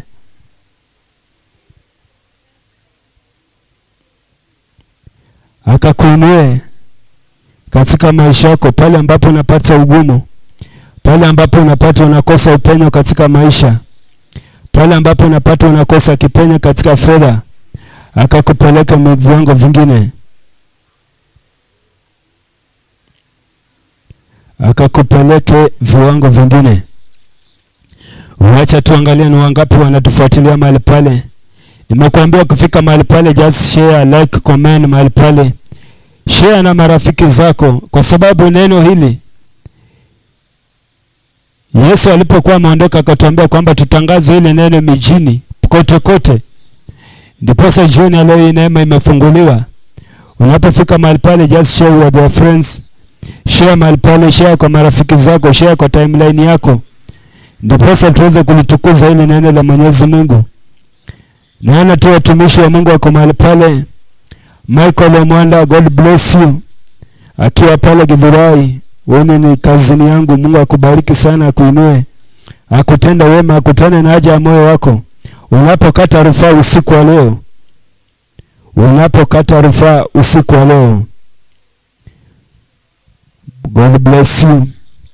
Naona pale Nikomo, Mungu akubariki, akiwa pale South Sea, rafiki yangu sana, tulisoma na yeye. Anapenda Mungu sana, lakini nakuambia kibali na neema ikutosha kabisa kwa sababu ya huduma Mwenyezi Mungu. Naona rafiki yangu mkubwa sana ambaye tulianza na hii huduma, ambaye tulianza na hii safari ya muziki, ambaye anaitwa Matus Masin. God bless you aka the great man. Mungu akubariki, akutende wema, akutende haja ya moyo wako tunapojifunza neno hili. Naona pale Immaculate Maina akiwa maeneo ya Dubai. God bless you. Mungu akubariki, akutende wema. Unapokuwa kule nje ukapata upenyo, ukapata kibali. Jinsi Yusufu alipata kibali alipoenda mji ambao ulikuwa mji mwingine, akapata kibali. Isaka akapata kibali. Na kuombea kibali jioni leo katika maisha yako. Ukapata kibali popote unapoenda. Tunapokata rufaa usiku wa leo. Tunapokata rufaa usiku wa leo. Ukifika mahali pale, just comment, share, sema sauti unaipata ikiwa namna gani? Sauti unaipata ikiwa namna gani? Naona tu watumishi wa Mungu wako mahali pale. Nanzeris, God bless you, akiwa pale Mombasani. Lavikovo ananifuatilia sana akiwa pale Kabete. Mungu akutende wema. Mwagere Stima akiwa pale Kisii. Mungu akutende wema. Pato my boss pale, God bless you, akiwa pale Udhuru. Job Gleg, God bless you, rafiki yangu pale Kakamega. Mungu akutende wema, akutane haja ya moyo wako. Christopher Goya, very soon nitakualika kwenye haya madhabahu kwa sababu kwa mahali hapa wewe ni jirani yangu kabisa. Ako pale Pipeline. Mungu akubariki sana. Esther Wanzitsa ukiwa pale Kakamega. Mungu akutende wema. Tulisoma na yeye, Mungu akubariki. Alfred Kimanzi akiwa pale sehemu za Meru. Mungu akutende wema. Wewe ni mtumishi wa Mungu. Jana ametuombea pale kwenye simu na tuliona matendo yake ya ajabu. God bless you. Amina Frank Mtembei, God bless you. Harrison Mtisia, God bless you. Julius Resmi, Mungu awatende wema. Tunapoendeleza hili somo usiku wa leo, wewe fuatilia tu, kwa sababu huwezi jua ni wakati upi ambapo Mungu atatembelea maisha yako, ama ni wakati upi Mungu atabariki yatima yako, ama ni wakati upi Mungu atakutendea jambo jipya katika maisha, ama ni wakati upi Mungu atabadilisha maisha yako. Kwa sababu maandiko inasema kwamba wale wamwitao hata waacha waibike kamwe. Na sisi jioni ya leo tunalitia jina lake. Nalitia jina lake lenye uweza. Nalitia jina lake lenye mamlaka. Tunapokata rufaa usiku wa leo, akatende jambo jipya katika maisha yetu. Akapigane vita vyetu. Kwa sababu vita si vyetu bali vita ni vyake. Na wanapomkimbilia hawataibika kamwe. So jioni ya leo fuatana nami tunapojifunza hili somo. Usichoke mahali pale. Usiondoke mahali pale. Usibanduke mahali pale. Tunapoangalia mtumishi mmoja ama mtu mmoja ambaye alijulikana kama Bartimaeus. Huyu ni story yake, watu wengi wanajua kwamba alikuwa anaitwa Bartimaeus, lakini kwa sababu ya hali ambayo ilikuwa inapitia maisha yake wakaongeza Bartimaeus the blind. Unaweza pata katika maisha kuna hali ambayo unapitia, ama kuna maisha ambayo unakaa hadi unaitwa ile jina, ama kuna maisha ambayo unapitia hadi unapewa ile jina ya Kalewa, jina la Kalewa. Unapata kwamba huyu mwanaume ambapo alikuwa blind akaitwa Bartimaeus the blind kwa sababu ya hali yake. Ama unaweza itwa majina tofauti, kahaba, majina mabaya. Lakini Yesu anapokuja, ama Yesu unapokata rufaa mbele ya Mwenyezi Mungu, ndipo tunaangalia huyu mwanaume ambapo alisikia Yesu anapita, akapasa sauti yake akasema, mwana wa Daudi ni rehemu. Yesu mwana wa Daudi ni rehemu. Akakata rufaa mbele ya Mwenyezi Mungu. Watu wakajaribu kumwambia we nyamaza, lakini alipasisi na kupasa sauti yake. Akapasa sauti yake mbele ya Mwenyezi Mungu. Ndipo jioni ya leo nimetamani kwamba ukapasa sauti, ukapasisi mbele ya Mwenyezi Mungu, akatende jambo jipya katika maisha yako. Omba na wewe utafunguliwa. Anasema kwamba njooni kwangu wote mnaomsumbuka na mizigo, nami nitawapumzisha. Ndipo huyu Bartimaeus alipochoka na mzigo wake, akasikia Yesu anapita. Akasema, mwana wa Daudi ni rehemu, maisha yangu hayatabaki jinsi nilivyo. Sitaitwa jina la ukahaba, sitaitwa jina la kalewa, sitaitwa jina mabaya, jina la umaskini nakataa, jina la uchochole nakataa. Ndiposa akamwambia kwamba, Bartimayo akamwambia, mwana wa Daudi nirehemu. Na Yesu akasimama akakutana na haja ya moyo wake, akamwondelea jina la blind, akamfanya akaona tena. Unaweza kuwa unapata katika maisha yako, kuna tamanio ambayo uko nayo katika maisha yako, unatamani uende viwango vingine, lakini unapata kwamba mawazo yako yamefungwa, unapata kwamba njia zako zimefungwa, upenyo wako umefungwa. Lakini wewe pasa sauti yako, usiangalie wanadamu watasema nini. Bartimayo hakuangalia watu wanasema nini, hawakuangalia watu ananena nini, lakini yeye alizidi kupasa sauti yake, alizidi kufanya apili mbele ya Mwenyezi Mungu, alizidi kukata rufaa mbele ya Mwenyezi Mungu. Ndiposa nimekuambia jioni leo, unapokata rufaa mbele ya Mwenyezi Mungu kwa maisha yako, kwa hali ambayo unapitia, utapata kwamba unapata kiupenyo katika maisha yako. Wacha tusome haya maandiko. Naona rafiki yangu mmoja pale akiwa pipeline pale, Mula Albanas, God bless you. Una mwalimu wangu pale kazini, ananiambia keep going brother, asante sana, neema ikutosha mahali pale uende viwango vingine ndugu, kwa sababu andiko inasema kwamba kile ambacho unatakia ndugu yako na kitatendeka, na kile ambacho tunafungua duniani hata mbinguni kimefunguliwa. Na kufungulia upenyo wako ndugu yangu jioni ya leo, ukapata kibali katika maisha yako, ukaenda viwango vingine, usije ukabaki wa kawaida, kwa sababu neema imefunuliwa jioni ya leo. Tunapokata rufaa, jinsi Bartimayo alipokata rufaa mbele ya Mwenyezi Mungu, akakataa kuitwa the blind, ama akakataa kuitwa jina la kipofu, Mungu akamwondolea hiyo aibu. Haya maandiko yanapatikana katika kitabu cha Luka chapter number 18 verse 38 to 40. Wacha nikusomea mahali pale. Unapofika mahali pale, just share, like, comment with your friends. Tubarikiwe pamoja, tubarikiwe pamoja, tuende viwango vingine pamoja, kwa sababu Mungu anapenda tunapolihudumu neno lake ama tunapotangaza wema wake.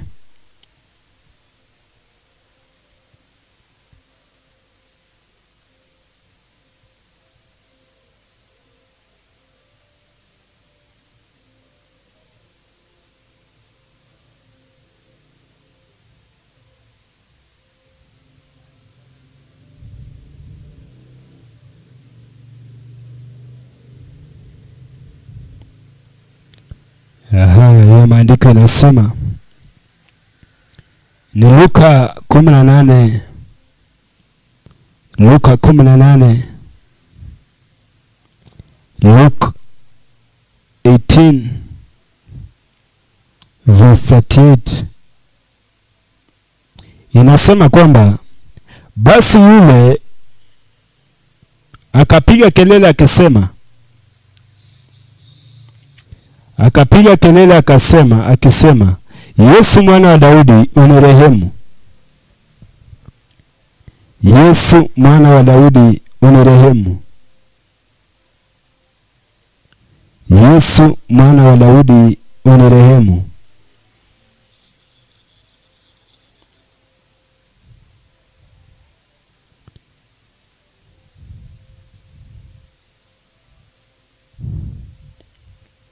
Inasema kwamba akapiga kelele akisema, Yesu mwana wa Daudi unirehemu. Basi wale waliotangulia akamkemea ili anyamaze, lakini alizidi sana kupasa sauti, mwana Daudi nirehemu. Yesu akasimama akamwamuru aletwe kwake, na akamkaribia. Alimuuliza, wataka nikufanyie nini?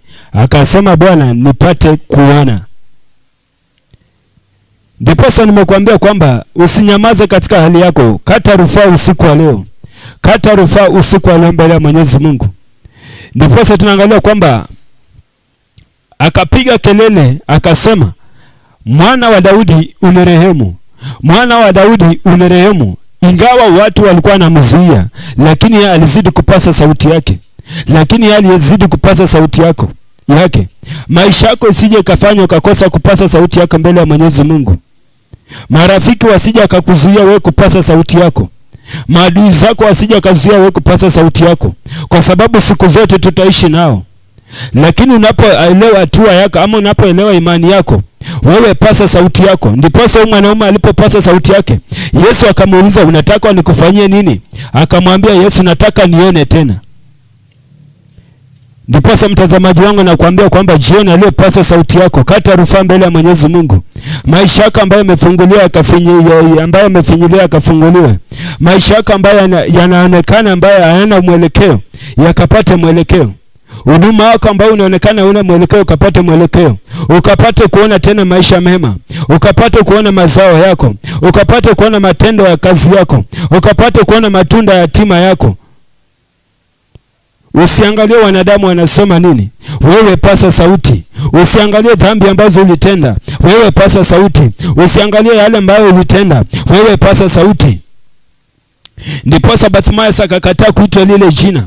Kataa kuitwa jina la umaskini, kataa kuitwa jina la kufinyiliwa, kataa kuitwa jina la kawaida, kataa jina la kuitwa kalewa, kataa jina la kuitwa kahaba, kataa jina la kuitwa ombaomba. Usiku wa leo kata rufaa mbele ya Mwenyezi Mungu. Usiku wa leo kata rufaa mbele ya Mwenyezi Mungu. Akatende jambo jipya kwa maisha yako, akabadilisha maisha yako, akabadilisha hatima yako. Ukamuone yeye. Watu wanaponikutazama akaone matendo yake ya ajabu. Kata rufaa usiku wa leo. Usije ukabaki wa kawaida. Watu wanapoinuliwa, usije ukabaki wa kawaida. Kwa sababu kuna mwanaume katika John chapter number 5 verse 38. Huyu mwanamke alikaa birikani miaka 38 akikosa mtu wa kumtia birikani maji alipokuwa anatibuliwa. Ndipo jioni leo natamani kwamba usije ukawa kama huyu mwanamume. Ukakaa mahali pamoja miaka mingi, enda rudi, unapata maisha yako yanakotuma mahali pale. Kitu ambacho kinaongezeka katika maisha yako ni miaka tu. Unapata sasa uko 40, next year uko 45 na uko tu mahali pale. Ndipo sasa mwanamume anasema kwamba alikaa mahali pale miaka 38. Anamueleza Yesu haya mambo. Anamwambia kwamba hana mtu anaweza mtia birikani. Usingoje wanadamu wakupeleke viwango vingine. Wewe mwenyewe kata rufaa mbele ya Mwenyezi Mungu. Usingoje tu viti ya kupewa. Wewe mwenyewe kata rufaa. Wewe mwenyewe jielekeze. Wewe mwenyewe jipeleke viwango vingine.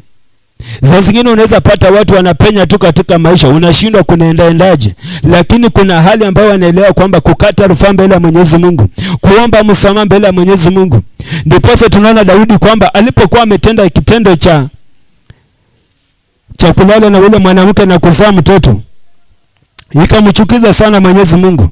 Lakini Mungu akamwambia kwa sababu ameomba msamaha mbele yake, huyu mtoto wake hatakufa. Na huyo mwana akakufa. Lakini Daudi tunaona kwamba akaendelea kuwa nabii ama akaendelea kuwa mfalme. Ndipo nimekwambia jioni leo usiache hatima yako ikafinyiliwa. Usiache maisha yako ikafinyiliwa. Jioni leo tunapoenda kukata rufaa mbele ya Mwenyezi Mungu, natamani Mungu akatende jambo jipya katika maisha yako, akakupeleke viwango vingine. Usione hali ambayo unapitia, usione ulevi wako, usione hali yako. Kwa sababu maandiko yanasema kulikuwa na kijana mmoja ambaye aliitwa prodigal son. Alipokuwa ameona kwamba amefika viwango vingine ama amefika viwango vya kubalehe, akamwambia babake, kwa sababu saa zingine vijana tunafika mahali tunaona kwamba tuko na akili mingi kuliko wazee. Tunasema kwamba wewe mzee, wewe umeisha bwana. Sasa tuko .com, sasa tuko na vijana. Sasa tunaona mbali. Lakini mzee wanapokaa chini wanaona mbali kuliko sisi vijana. Kwa sababu sisi teknolojia inatupeleka mbio. Lakini wazee wanapokaa chini hata bila teknolojia wanaona mbali. Sasa kijana akaona kwamba baba yake anamfinyilia mahali pale. Yeye akasema kwamba nipe urithi wangu mimi nikaondoka nikaende viwango vingine, nikajitinufanisha katika maisha. Lakini tunaona kijana alipokuwa amepewa sehemu yake, alienda akafonda hii mali na baadaye akakosa tena tumaini. Lakini akili kamrejea, mawazo yake karejea.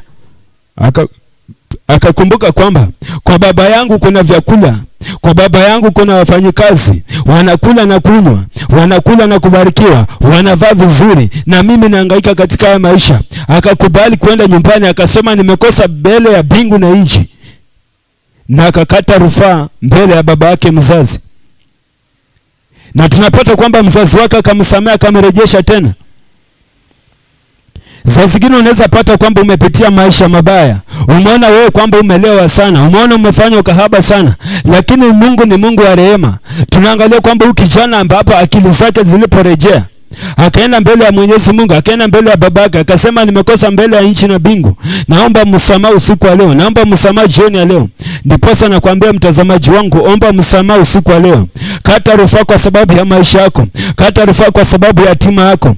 Tunaposoma haya maandiko katika Luka 15 chapter number 11 to 32.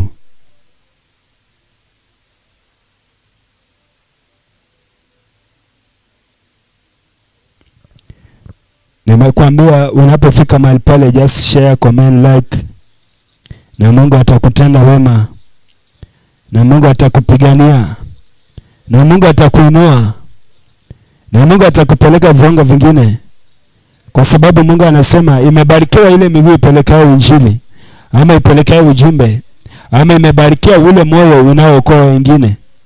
Kwa sababu sisi si wote ambapo tumepatiwa hii neema ya kuokoa, lakini unaposhare, unapokomend mahali pale, unapoipeleka viwango vingine, utapata kwamba baraka za Mwenyezi Mungu zitakazo shuka zitaandamana na wewe.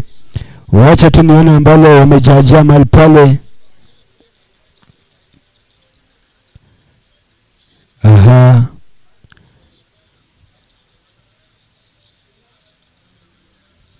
Amen. Naona mahali pale Nancy anasema tubu ukafunguliwe. Toba. Amen bro, God bless you. Mungu akutenda wema sana dada yangu. Mungu akuinue akupeleke viwango vingine.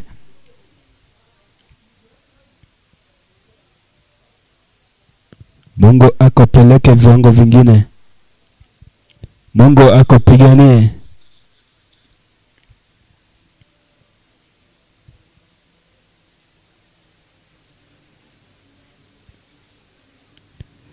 Mungu akutetee katika maisha, akupiganie, akuinue kabisa, akutenda wema, kwa sababu Mungu ni yule yule jana, leo, hata milele.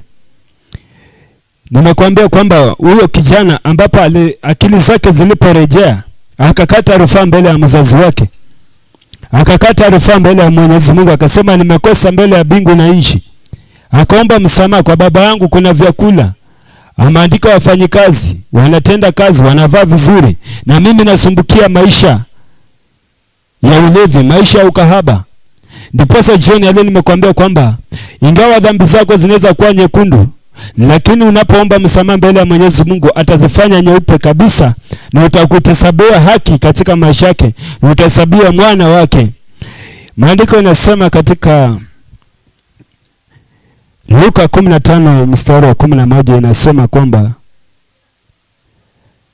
akasema mtu mmoja alikuwa na wana wawili. Yule mdogo akamwambia babaye, baba, nipe sehemu ya mali ulioniangukia, nikanigawia vitu vyake. Hata baada ya siku nyingi yule mdogo akakusanya vyote, akasafiri kwenda nchi ya mbali, akatapanya mali zake huko kwa maisha ya usharati. Alipokuwa amekwisha tumia vyote, njaa kuu iliingia nchini, ili naye akaanza kuhitaji. Akaenda akamshikamana na mwenye mmoja wa nchi ile, naye akampeleka shambani kwake kulisha nguruwe. Akawa akitambani kujilijibisha kwa maganda aliyokuwa ya nguruwe, wala hapana mtu aliyempa kitu. Alipozingatia moyoni mwake, alisema, ni watumishi wangapi wa baba yangu wanaokula chakula cha kusaza, na mimi hapa ninakufa kwa njaa. Ndiposa mtazamaji wangu nimekuambia kwamba uelewe kwamba watumishi ama watu wa Mungu wanaangamia kwa sababu ya kukosa hekima na maarifa. Na jioni ya leo neema imefunguliwa mahali hapa. Unapoandamana na mimi katika somo hili, natamani kwamba ukaelewe hii neema, ama ukaelewe maana ya kukata rufaa katika maisha, ama kukata apili. Unaangalia kwamba akili zilizoporejea huyu kijana, anasema alipozingatia moyoni mwake, alisema, alipowazia moyoni mwake akasema kwamba ni watumishi wangapi wa baba yangu wanakula chakula na kusaza, na mimi hapa ninakufa na njaa. Akakumbuka kwamba Mwenyezi Mungu ndiye anayebariki hizo baraka zote. Lakini alipokuwa anasumbuka kule duniani, kule kwa walevi, kule kwa ukahaba, kule kwa usharati, Saa zingine unaweza pata kwamba mlevi unakunywa si ati unakunywa kwa kupenda kwako, lakini unakunywa tu kwa sababu ya starehe, lakini hiyo starehe unapata baadaye unapoamka asubuhi, unapata katika hali ile. Unapata kwamba hakuna utofauti katika maisha yako. Ndiposa mtumishi wa Mungu akasema kwamba kuna pombe ambayo inaitwa chang'aa, yani inakuchanganya kabisa. Unapata maisha yako yana usongi auende mahali. Unapata wewe unazunguka tu mahali pale. Kwa sababu unapokunywa jioni, asubuhi unapoamka akili haifanyi kazi mzuri. Unapata kwamba unafanya vitendo ambavyo hazifurahishi Mwenyezi Mungu. Ndiposa unaangalia Noa alipokuwa amelewa, hakujielewa kwamba alikuwa uchi. Saa zingine unapolewa, unaweza pata umefanya mambo ambayo hayafurahishi Mwenyezi Mungu. Unaweza pata umetenda kitendo ambacho hakifurahishi Mwenyezi Mungu. Unapokuwa katika ukahaba, unapata kwamba hufurahishi Mungu. Lakini unaangalia kwamba akili zako zinaporejea. Ndiposa maandiko yanasema kwamba ukijana aliporejesha akili zake ama fahamu zake, akaelewa akasema kwamba ni watu wangapi kule kwa baba yangu? Ni watu wangapi pale kanisani? Wamebarikiwa, wanaenda viwango vingine, watoto wao wanasoma, wanafanya kazi, wanalipwa vizuri, afya yao iko sawa. Akarejesha fahamu zake. Ndiposa mtazamaji wangu, nimekwambia jioni ya leo, kuna maisha ambayo unatenda ama kuna vitendo ambazo unatenda, unapata kwamba zinafunga maisha yako. Unapata fedha lakini hujui zinaenda namna gani. Unapata fedha lakini kazi zinaisha. Unaweza andikwa leo kazi, kesho imeisha, kwa sababu umesukumiwa roho ya ulevi, umesukumiwa roho ya anasa, inataka kufunga maisha yako. Lakini naomba usiku wa leo kwamba akili zako zikarejee, ukakate rufaa mbele ya Mwenyezi Mungu, akakutenda wema, akapigania maisha yako, akakupeleke viwango vingine. Usije ukabaki mtu wa kawaida. Ndiposa ukijana akasema, ni watu wangapi kwa baba yangu wanaokula na kukunywa? Inaendelea kusema, nitaondoka nitakwenda kwa baba yangu na kumwambia baba yangu, nimekosa juu ya mbingu na mbele yako. Sitahili kuitwa mwanao tena, nifanye kama mmoja wa watumishi wako. Unapoangalia maneno mazito sana, kwa sababu anakubali kwamba amekosa mbele ya Mwenyezi Mungu.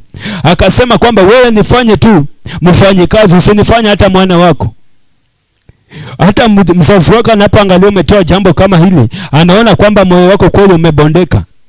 Na anasema kwamba amekosa mbele ya mbingu na baba yake. Aliposema amekosa mbele ya mbingu na baba yake, akamwambia nifanye tu kama wafanyikazi wako. Saa zingine unaporejea mbele ya Mwenyezi Mungu, moyo wako uko wa kubondeka. Mungu anaangalia ule moyo wa kubondeka, moyo ambao umefinyiliwa, moyo ambao umekubali kwamba umekosa. Na Mungu atakupeleka viwango vingine. Unapokata rufaa na moyo ambao umebondeka, utapata kwamba unapata kibali. Unapokubali makosa yako, utapata kwamba unapata kibali. Unapokata rufaa mbele ya Mwenyezi Mungu. Ndiposa kuna dhambi zingine Yesu alisema kwamba unaposamehewa dhambi usije ukairudia tena, kwa sababu hujui litakalo kupata tena. Maandiko yanasema kwamba kulikuwa na mwanamke mmoja aliyefumaniwa akifanya ukahaba. Na wale watu wakampeleka mbele ya Yesu Kristo. Na walipompeleka mahali pale, Yesu akasema, kama haujaifanya dhambi uwe wa kwanza kurusha mawe. Muda usiokuwa mrefu wale wote waliondoka mahali pale. Hawakuondoka kwa sababu walikuwa wazuri ama walimuogopa Yesu. Waliondoka kwa sababu walijua pia hao walikuwa wamepungukiwa na hekima, ama walikuwa wamepungukiwa na utukufu wa Mwenyezi Mungu, ama kuna maneno ambayo walikuwa wametenda chini. Ndiposa nimekwambia jioni leo, usitamani kuangalia mtu mwingine. Wewe tazama maisha yako wewe mwenyewe. Tazama hatima ya maisha yako wewe mwenyewe. Haya maandiko yanapatikana katika kitabu cha John chapter number 8. John chapter number 8 verse 1 to 11 inasema, walikwenda kila mtu nyumbani kwake Yesu, akaenda mpaka mlima wa Mzeituni. Hata asubuhi kulipokucha, akaingia tena hekaluni, na watu wote wakamwendea, naye akaketi akawa akiwafundisha. Wafundishe. Na Mafarisayo wakamletea mwanamke aliyefumaniwa katika usinzi. Wakamweka katikati, wakamwambia, Mwalimu, mwanamke huyu amefumaniwa alipokuwa akizini. Basi katika Torati Musa alituamuru kuwapiga kwa mawe wanawake namna hii. Nao wasemaje? Nao wakasema, neno hilo wakijaribu ili wapate sababu ya kumshtaki, lakini Yesu akainama akaandika kwa kidole chake katika nchi. Nao alipozidi kumhoji akalijinaka kwamba yeye asiye na dhambi miongoni mwenu na awe wa kwanza kumtupia jiwe. Akainama tena akaandika kwa kidole chake katika nchi. Nao waliposikia wakashtakiwa na dhamiri zao, wakatoka moja kwa moja, wakianza tangu mbele wazee na uvisho wao. Akabaki Yesu peke yake na yule mwanamke amesimama katikati. Yesu akamjinua asimuone mtu, ila yule mwanamke akamwambia, mwanamke, wako wapi washtaki wako? Je, hakuna aliyehukumu kuwa hatia? Ndiposa nimekuambia mtazamaji wangu, haya maisha usiangalie watu. Maisha usiangalie watu wanasema nini. Unaangalia kwamba hao watu walimleta mbele ya Mwenyezi Mungu, ama hao watu walisema kwamba huyu ni mwanamke kahaba, ama watu walisema huyu mtu anatenda mambo mabaya sana, wakamleta mbele ya Mwenyezi Mungu, lakini wamesahau pia wako na makosa yao. Ndiposa mtazamaji wangu nimekuambia, unapokata rufaa usiangalie watu wanasema nini. Ndiposa Yesu anasema pale chini, anamuuliza mwanamke yule, wako wapi wale wadhihaki wako ama wale washtaki wako? Saa zingine usije ukaangalia maneno ya wanadamu, wataongea tu, lakini baadaye Yesu ndiye jawabu la mwisho. Yesu ndiye atakayeleta ufunguo katika maisha yako. Yesu ndiye atakayeleta upenyo wa maisha yako. Hatusemi kwamba uendeleze usharati, hatusemi kwamba uendeleze dhambi, lakini maandiko yanasema kwamba usiangalie watu watasema nini katika maisha yako. Wewe unapokubali na moyo wako, kwa sababu ni moyo wako, hekalu ni moyo wako. Unapokubali kwamba hekalu hilo lijengwe ndani mwako, usije ukaangalia ndugu yako, usije ukaangalia rafiki yako, kwa sababu ni wewe na mbingu. Ndiposa mtazamaji wangu, jioni leo naomba kwamba ukakate rufaa mbele ya Mwenyezi Mungu. Ukakate rufaa, ukapate kibali mbele ya Mwenyezi Mungu. Ukaone matendo yake ya ajabu. Ukaone ukienda viwango vingine, akakubadilishia maisha. Usije ukabaki katika maisha ya kawaida. Nimekuambia usije ukakubali tu miaka ikakua, lakini pia ukakuwa kiafya, ukakuwa kifedha, ukakuwa kindoa, ukakuwa kibiashara, ukakuwa kimagari, ukakuwa kindoa, ukakuwa na magorofa. Miaka isije tu ikaenda na unabaki mahali pale. Kama yule mwanaume ambaye alikaa berikani miaka 38. Watu wanapobarikiwa yeye anabaki katika hali ile. Watu wanapobarikiwa yeye anabaki mahali pale. Watu wanapopata promotion yeye ako mahali pale. Watu wanapoongeza mishahara yeye ako mahali pale. Jioni leo na kuombea neema. Usiku leo na kuombea neema. Ukakate rufaa mbele ya Mwenyezi Mungu. Nakata rufaa kwa sababu yako. Nakata rufaa kwa sababu ya maisha yako ya kuchekelewa. Nakata rufaa kwa sababu maisha yako ya kufinyiliwa. Hautafinyiliwa tena. Hautaonewa tena. Utabarikiwa katika maisha yako. Na kukatia rufaa usiku wa leo. Jinsi Musa alipomkatia Rubeni rufaa. Rubeni alikuwa ametangaziwa kwamba alaaniwe. Rubeni alikuwa ametangaziwa na babake amelaaniwa. Lakini Musa aliposimama akamwombea neema, akamwambia Rubeni utaishi tena. Usiku wa leo na kuombea maisha tena. Usiku wa leo na kuombea baraka tena. Usiku wa leo na kuombea kuinuliwa tena. Usiku wa leo na kuombea rehema katika maisha yako. Mtazamaji wangu, usitoke mahali pale, kwa sababu tunaenda kumalizia usiku wa leo. Tunapoenda kuongelea somo la Rubeni na mwanamke mmoja ambaye alikuwa na kesi yake, lakini alipokuwa anapeleka kwa mfalme mmoja ama kwa jaji mmoja, huyu jaji kwa sababu hakumheshimu Mungu na hakuheshimu mwanadamu, aliishi sana kutotatua kazi yake ama kutotatua hatima yake. Lakini alipozidi kwenda mahali pale, tunapata kwamba Mungu aliweza kutatua hali yake. Na leo tunapata katika Luka 18 mstari wa 4 hadi 5. Tunapoenda kumalizia, mtazamaji wangu, nimekuambia tunapofika mahali pale una share, una like, una comment mahali pale, kwa sababu neema ni kubwa sana. Natamani Mungu akatende jambo jipya katika maisha yako, akakupeleka viwango vingine. Usije ukabaki tu wa kawaida. Usije ukabaki wa kawaida. Naona tu pale watumishi wa Mungu. God bless you, God bless you. Naona pale watumishi wa Mungu wamejaa kabisa. Naona watumishi wa Mungu wamejaajaa kabisa. Mungu awatende wema. Mungu awapiganie. Mnapokata rufaa usiku wa leo, Mungu akawatende wema. Mungu akawatende wema. Mungu akawatende wema. Akapigania maisha yenu. Akaendelea Ayubu katika maisha. Mkaone Mungu viwango vingine. Mkaone matendo yake ya ajabu.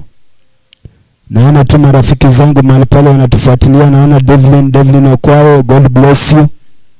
Mungu akutende wema. The drumist, huyu kijana anapiga drum sana. Mungu akuinue, Mungu akutetee. Naona pale Michael Mwatsa Munene. God bless you, servant of God. God uplift you. Akupeleke viwango vingine. Naona pale Ken Rono. Mungu akutende wema. Akupiganie ukiwa pale Buratana. Lamek Mkundi akiwa pale Buratana. Mungu akutende wema, akupiganie kabisa. Akutana haja ya moyo wako. Naona pale Daisy Alvita akiwa pale maeneo ya Kisumu. Mungu akutende wema. Naona pale Paul Shtawa. Mungu akupiganie zaidi. Akuinue, akupeleke viwango vingine. Watazamaji wangu, nawaombea kibali usiku wa leo. Unapokata rufaa mbele ya maisha yako, unapokata rufaa usiku wa leo, Mungu akakutenda wema. Mungu akakupiganie, usije ukabaki wa kawaida. Wacha nikusomea maandiko tunapomalizia ama tunapofunganya usiku wa leo. Tunapofunganya usiku wa leo. Kwa sababu Mungu neno lake ni amina na neno lake ni tosha. Inamzungumzia mwanamke ambaye alikuwa na hitaji, lakini ili hitaji lake alipokuwa anapelekea huyu judge hakutaka kutatua tatizo lake. Nasema kwamba naye kwa muda alikataa, halafu akasema maoni mwake, ijapokuwa simchi Mungu wala sijali watu, lakini kwa mkuu mjane huyu ananiudhi, nitampatia haki yake, asije akanichosha hukunijia daima. Unaona kwamba huyu mwanamke kwa sababu siku zote alikuwa anaenda mahali pale, asubuhi ako mahali pale, saa 7 ako mahali pale, jioni ako mahali pale, hadi hujaji kwa sababu hakuwa amemheshimu Mungu ama hakuwa amemheshimu wanadamu, lakini kwa sababu ya kusumbuliwa, lakini kwa sababu ya kuitisha kila wakati, akakutana na kumtendea huyu mwanamke. Ndiposa Mungu anasema kwamba tusinyamaze, tusije tukaacha akanyamaza, tusije tukamwacha akatulia. Tulitie jina lake siku zote, tulitie uwezo wake siku zote. Tusije tuacha anyamaze. Asubuhi tukue mahali pale, saa 7 tumuitie, jioni tumuitie, hadi ndipo atakutana na haja ya moyo wetu. Tunapokata rufaa usiku wa leo, nimekwambia kwamba tutamaliza na kitabu cha Rubeni. Huyu ni mzaliwa wa kwanza wa Yakobo, ambaye aliweza kulala kwenye kitanda cha baba yake, na baba yake alipopata hiyo habari alimlaani. Lakini Musa mtumishi wa Mungu aliposimama tena, akamwambia Rubeni, na utaishi tena. Rubeni, watoto wako wataishi. Rubeni, jamii yako itaishi. Rubeni, jamii yako haitabaki ndogo.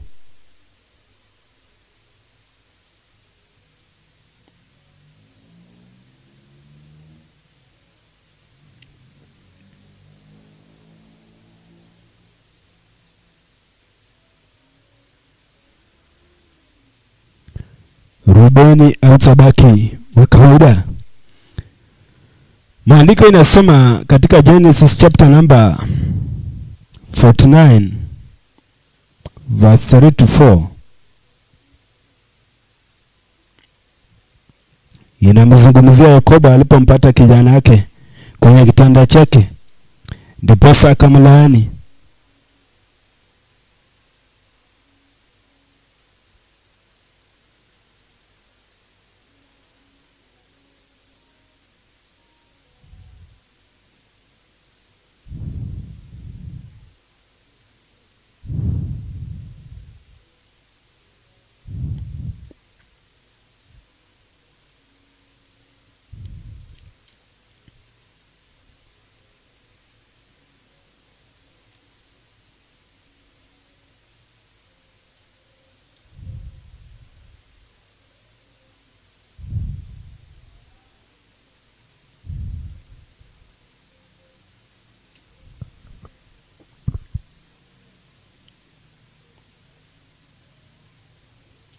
Genesis chapter number 49.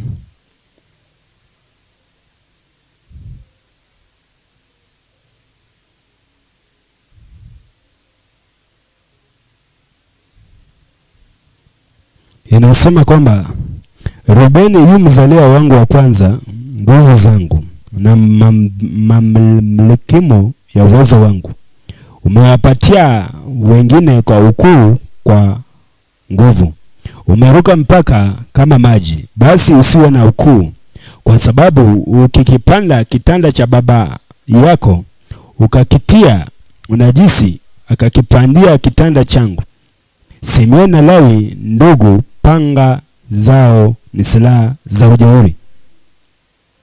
Unaangalia kwamba mzazi wake alipompata amefanya hili jambo. Ama kuna kitu ambacho unaweza fanya na kikamuudhi mkubwa wako ama mzazi wako, lakini unapokubali ndipo unaona kwamba Yakobo alikasirika zaidi hadi akamlaani. Lakini unaangalia kwamba huyu Rubeni alikuwa mzaliwa wake wa kwanza, akamwambia kwamba hutapata urithi wa uzaliwa wa kwanza, akamlaani kwa sababu ya kile kitendo alikuwa amefanya. Kwa sababu mzazi za zingine anaweza chukizwa sana na hicho kitendo. Kuna makosa ambayo unaweza tendea mzazi wako akakasirishwa zaidi.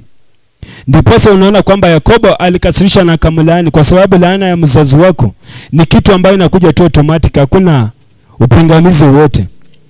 Lakini tunaangalia kwa sababu mtumishi wa Mungu ambaye ni Musa alipokuja na Rubeni akakata rufaa mbele ya Mwenyezi Mungu, ndipo akamwambia na Rubeni utaishi tena. Hayo maandiko katika Deuteronomy chapter number 33 verse 6 inasema, Rubeni na aishi asife, lakini watu wake na wawe wachache. May Reuben live and not die, and may his people multiply. Ndipo nimekuambia unapokata rufaa usiku wa leo katika maisha yako, ile vifo ambayo uliekewa, ile hukumu ambayo uliekewa, ile laana ambayo uliekewa katika maisha, utapata kwamba tunaing'oa usiku wa leo. Ndipo huyu mtumishi wa Mungu Musa akasimama akasema kwamba na uacha Rubeni tena aishi, uacha Rubeni tena aone ufanisi, uacha Rubeni tena abarikiwe, uacha Rubeni tena multiply katika maisha, uacha Rubeni tena pesa zake ziongezeke. Ndipo anasema let his people multiply.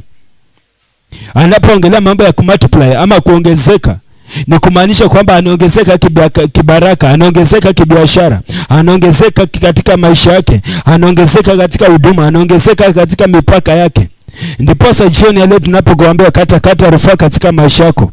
Kuna mambo umefanya katika maisha yako, kuna mambo umefanya katika maisha yako na yamemchukiza Mungu mtakatifu, yamemchukiza mzazi wako, yamemchukiza mzazi wako wa kiroho. Lakini usiku wa leo na kuendelea ya majuto, usiku wa leo na kuendelea hizo mikataba, usiku wa leo na kuendelea hizo laana, utaishi tena, utaishi kutangaza wema wa Mwenyezi Mungu, utaishi kutangaza matendo yake ya ajabu, utaishi kutangaza ufadhili zake, utaishi kutangaza wema wake. Usiku wa leo na kuombea kibali, usiku wa leo na kuombea breakthrough. Unapokata rufaa usiku wa leo, kata rufaa kwa maisha yako, kata rufaa kwa sababu ya ulevi, kata rufaa kwa sababu ya usherati, kata rufaa kwa sababu ya ujeuri, kwa sababu ya maisha yako. Mungu akakupeleka viwango vingine, ukaishi tena, ukaone matendo yake ya ajabu, ukaone kibali chake juu ya maisha yako, ukaone kibali chake juu ya huduma wake, ukaone kibali chake juu ya matendo ya kazi yako, ukaone kibali mahali pale pa kazi, ukapata promotion kwa kazi yako. Usiku wa leo napoenda kukuombea mtazamaji wangu, naomba kwamba neema ambayo imefunuliwa mahali hapa, ama neema iwakalia watu wote usiku wa leo, kukutana na haja ya moyo wako.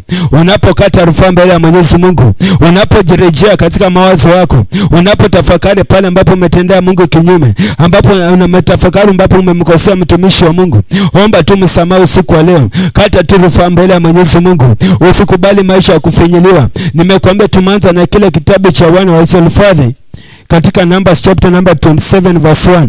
Walienda kukata rufaa mbele ya Musa, wakasema kwamba sisi tunataka urithi wetu na hatuna ndugu.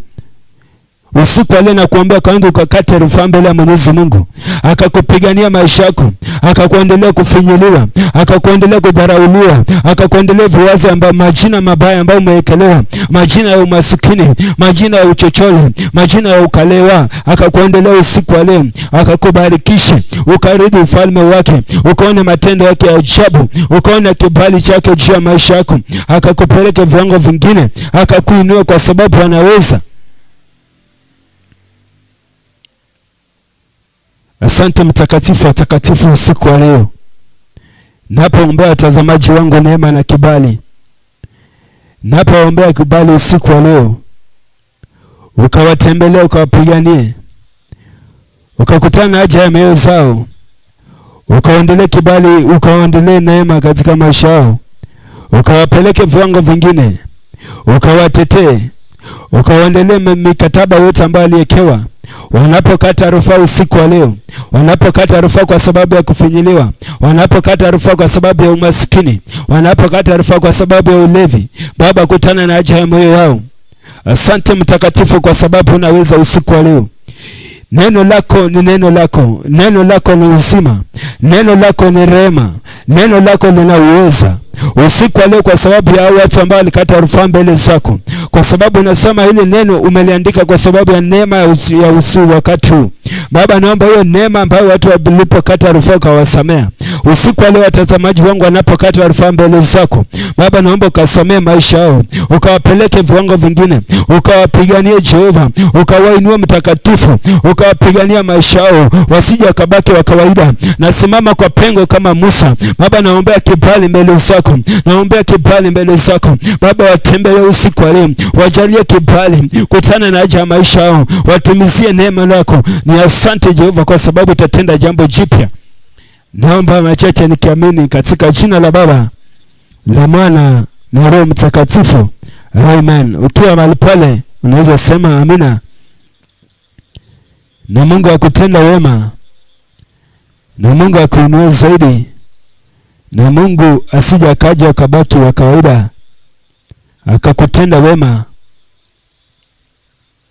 Asante watazamaji wangu, naona mmejaa. Ketu Mwanda, God bless you, akiwa pale blessed. Mungu akutenda wema.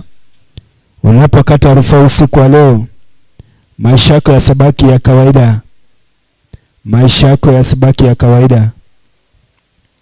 Mungu akupiganie, Mungu akutetee, Mungu akuinue zaidi, akutenda wema, akupiganie kabisa. Nimekuambia kama vile tunatumika chini ya kanisa la King Cathedral Fellowship Church pale Nairobi, pale Shauri Mawe, pale Kamkunji Grounds. Tuko mahali pale chini ya mtumishi wa Mungu Apostle Ndwina, ambaye ametupatia neema na kibali chake kinatumika ndani mwetu. Na kuombea neema usiku wa leo. Kesho tuko na ibada ya mkesha wetu, utaanza mida ya 3:30. Karibieni sana, tukamtukuze Mungu, tukamsifu Bwana, tukasikia kutoka kwake, kwa sababu haujui saa na wakati atakaporudi mwana wa Mungu, kwa sababu ni Mungu tu peke yake anayejua. Mwanadamu hajafunuliwa hilo. Sasa tujiweke mbele ya Mwenyezi Mungu siku zote, tulimidi jina lake, kwa sababu atatutetea, kwa sababu yeye ndiye mtetezi wetu wa haki. Pasipo yeye sisi hatuwezi, pasipo wema wake sisi hatuwezi. Usiku wa leo ubarikiwe sana. Mungu akutenda wema, ainua maisha yako, usije ukabaki wa kawaida, usije ukachekelewa katika maisha. Mungu akakutenda wema, akakubariki wewe na jamii yako, akakuinua ukaenda viwango vingine, akabadilisha maisha yako. Usije ukabaki wa kawaida, usije ukabaki wa kawaida, usije ukabaki wa kawaida. God bless you, God bless you. Mtumishi wa Mungu yuji na kupale mlimani, ameenda kushika anga. Na Jumatatu natumai tutakuwa pamoja naye mahali hapa kwa sababu ya neno la Bwana. Usikose, tunakuanga mahali hapa Jumatatu mida ya saa 2 hadi saa 4 mahali pale. Tunatangaza neno la Mwenyezi Mungu, neema yake imefunuliwa mahali hapa. Tuesday tunakuwa pale live Miracle TV. kwa Google pale kwa simu yako Miracle TV. Mtumishi wa Mungu anakuanga mahali pale Apostle Wina. Ananena maneno makubwa sana. Neema yake ni kubwa sana. Wengi wanabadilika ndani yake, wengi wanaona matendo yake ya ajabu. Wengi walikuwa wamefinyiliwa lakini wamekombolewa. Mahali pale Miracle TV. Fuatilia na Mungu akutenda wema. Wednesday kunakuwa na healing and deliverance pale Kamkunji Grounds, Kings Cathedral Fellowship Church. Mtumishi wa Mungu anakuanga mahali pale. Piga tu nambari ya simu, utampata, atakutendea jambo jipya, atakuombea mbele, atakukatia rufaa mbele ya Mwenyezi Mungu. Ndipo nimekuambia Friday ambayo ni kesho tuko na mkesha. Sunday services zetu tunaanza pale mida ya saa 12 sharp. Inaenda paka saa 4. Baada ya saa 4 tunaingia main service na mtumishi wa Mungu Apostle Wina.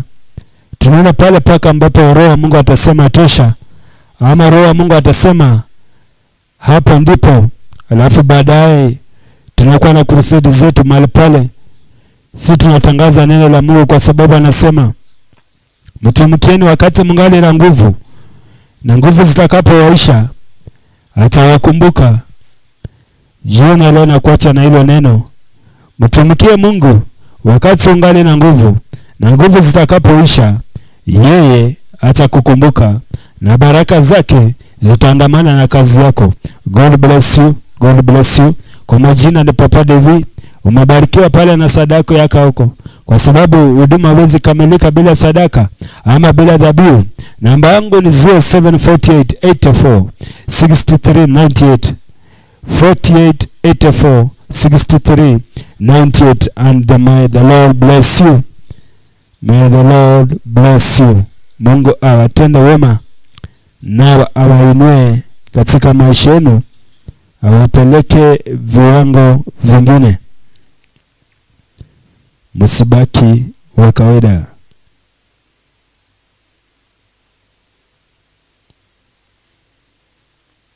Msibaki wa kawaida. Msibaki wa kawaida. God bless you. God bless you. God bless you.